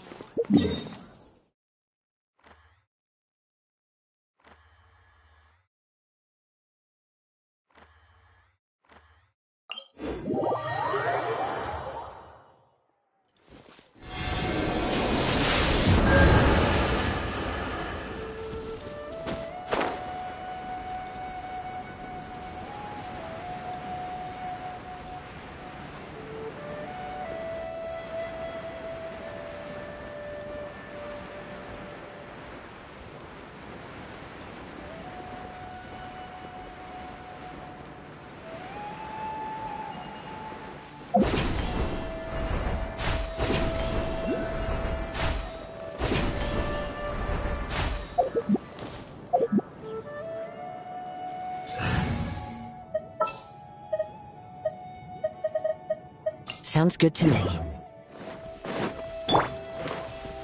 Dumpty Dumpty go! The wind knows me.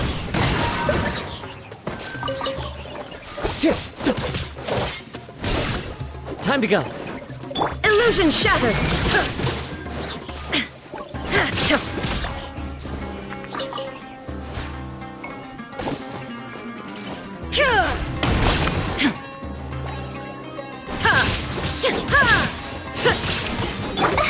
La la la!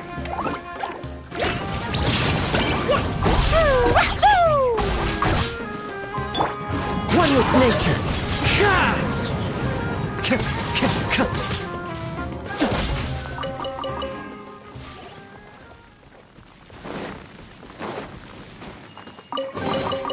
Brings a smile to my face. Time to go.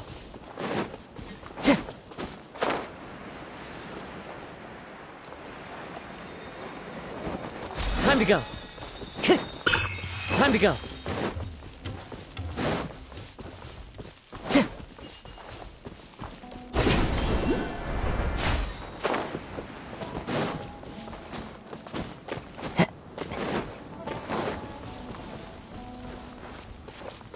Follow the wind.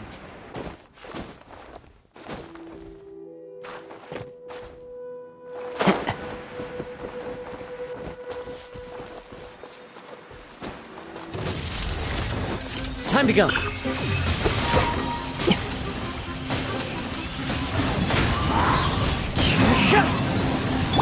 Dumpty Dumpty go!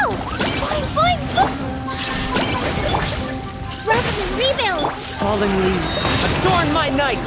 Into the wind!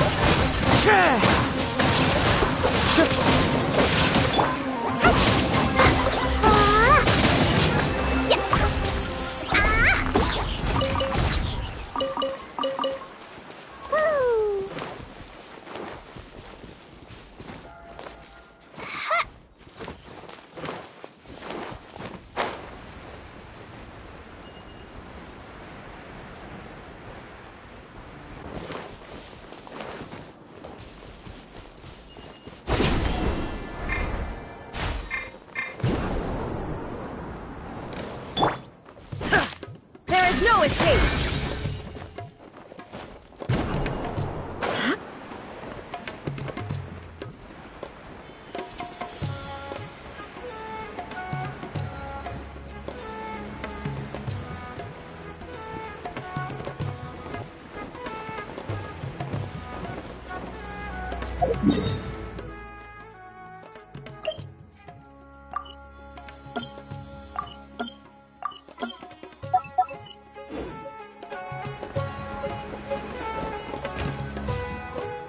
All right, this place works. Show me the capsule you purchased. Here! Sword Fighting Techniques 8. Huh. A combat class knowledge capsule. This class is something of a rare find these days, since most have been taken by the Eremites to augment their battle capabilities. Really? Ah, yeah, what a great buy! If you want to determine the efficacy of this capsule, I can evaluate your combat ability. However, effects will likely be minimal if you already possess a high amount of strength. We can conduct a controlled experiment where you fight 2 battles, one before using this knowledge capsule and one after. While you fight, we can use an Akasha Terminal to monitor your various physical parameters. There may be variances in your physical strength between the two tests, as well as a disparity in your opponent's abilities. But don't worry. I'll run statistical analyses afterward to mitigate any confounding effects. Wow! Haytham! You must have been one of those guys at the Academia who got top grades on everything. Paimon's curious about something, though.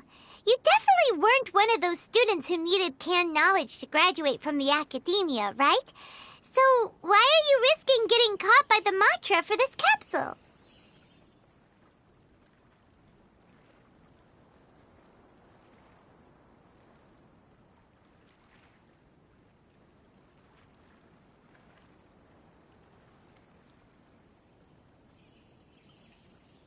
When you are unable to understand a researcher's actions, most cases can be attributed to curiosity. This is but one theory.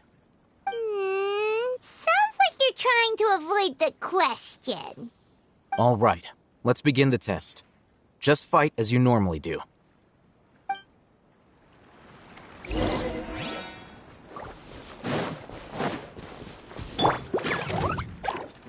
Dumpty Dumpty go! The wind knows me.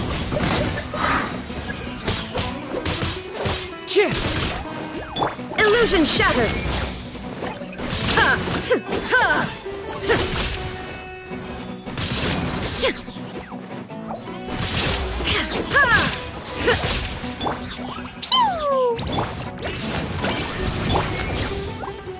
Into the wind!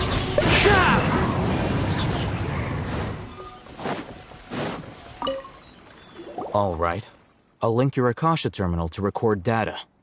The next step is to use this knowledge capsule. Hold it in your hand.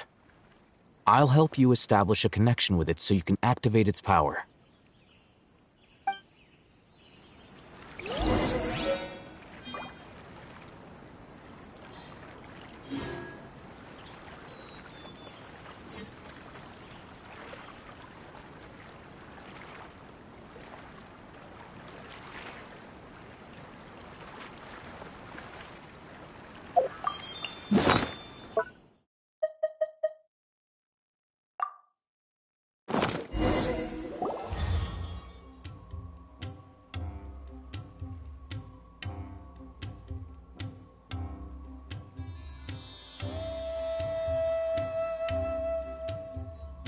Hey, how are you feeling?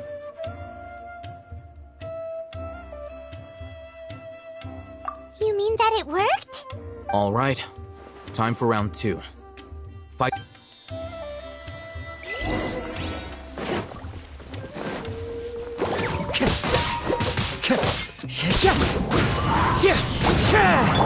Boing, boing, boom!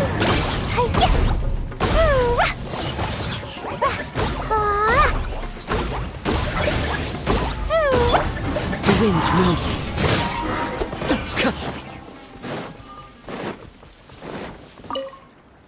Now, I'll start recording data again. Haytham, how's it going? Well, the knowledge capsule you purchased did improve his combat capability. During the second fight, his overall fighting performance increased by 0.073%. Wait, how much?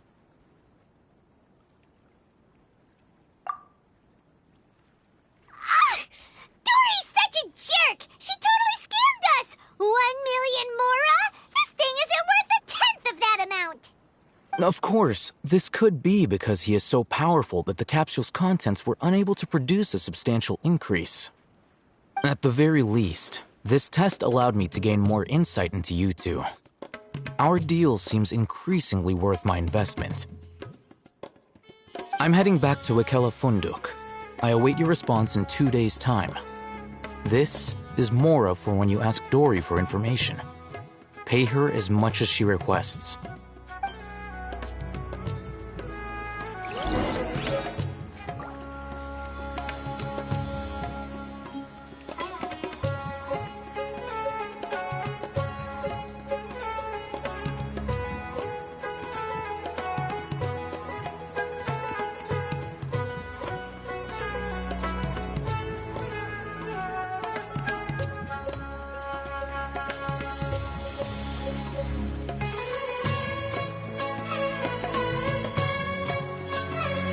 Wherever in this world I roam, I carry memories of my home.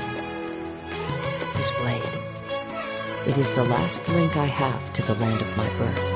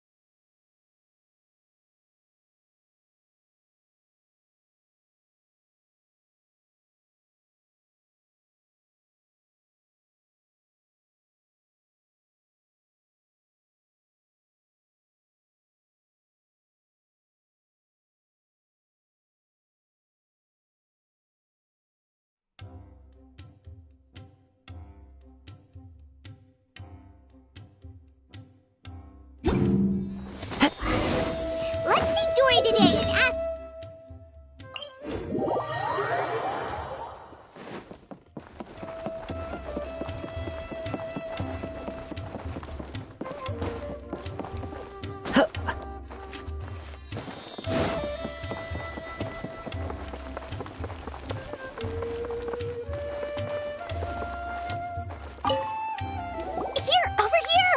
Welcome back, my loyal patrons.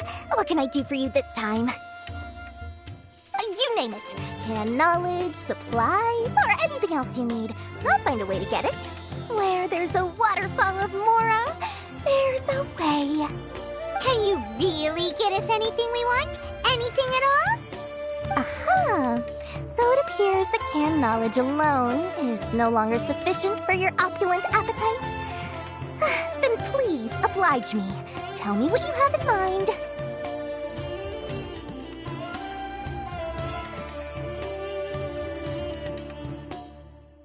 Oh! I knew customers with pockets as deep as yours would undoubtedly crave something more profound than ordinary canned knowledge. But you know, that kind of information isn't going to be cheap. After all, I had to work really hard to weasel my way into the auction site. Not to mention that if anyone found out that I was the leaker, I would be in big, big trouble. But how can we be sure your information is accurate? Paimon's curious how you just happen to have this kind of info the moment we need it. Because to me, anything of value is what I consider to be my supply. Therefore, I must always be aware of what's hot on the market in order to secure more sales. As for the information's authenticity, well, you've no need to worry about that. I used a camera to take a picture of the transaction. That way, no one can dispute it.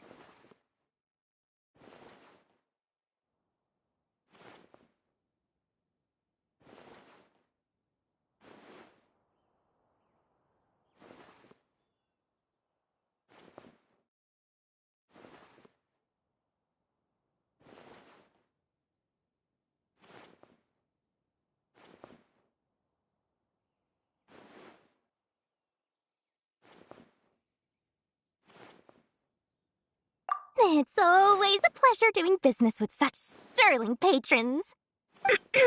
Now that you've paid in full, here's the scoop. The Divine Knowledge Capsule was purchased yesterday by a certain Misery, the leader of Ain el Ahmar.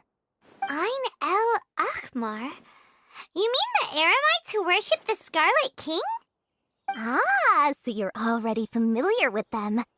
The group has done everything in their power to obtain the Divine Knowledge Capsule. After all, they believe it contains the power of the Scarlet King. That Divine Knowledge Capsule is unlike any other canned knowledge I've seen before. It was glowing bright red. The capsule is clearly visible in the picture I took. You can look for yourself. Thanks for the info, Dory. Please, it's my pleasure. It's all thanks to discerning customers such as yourselves that my efforts yesterday were not in vain. Please, don't hesitate to contact me if you ever need anything else in the future. Mora for Dory opens doors. Well, figured out where the Divine Knowledge Capsule is. It turns out it ended up in the hands of Ain el Ahmar.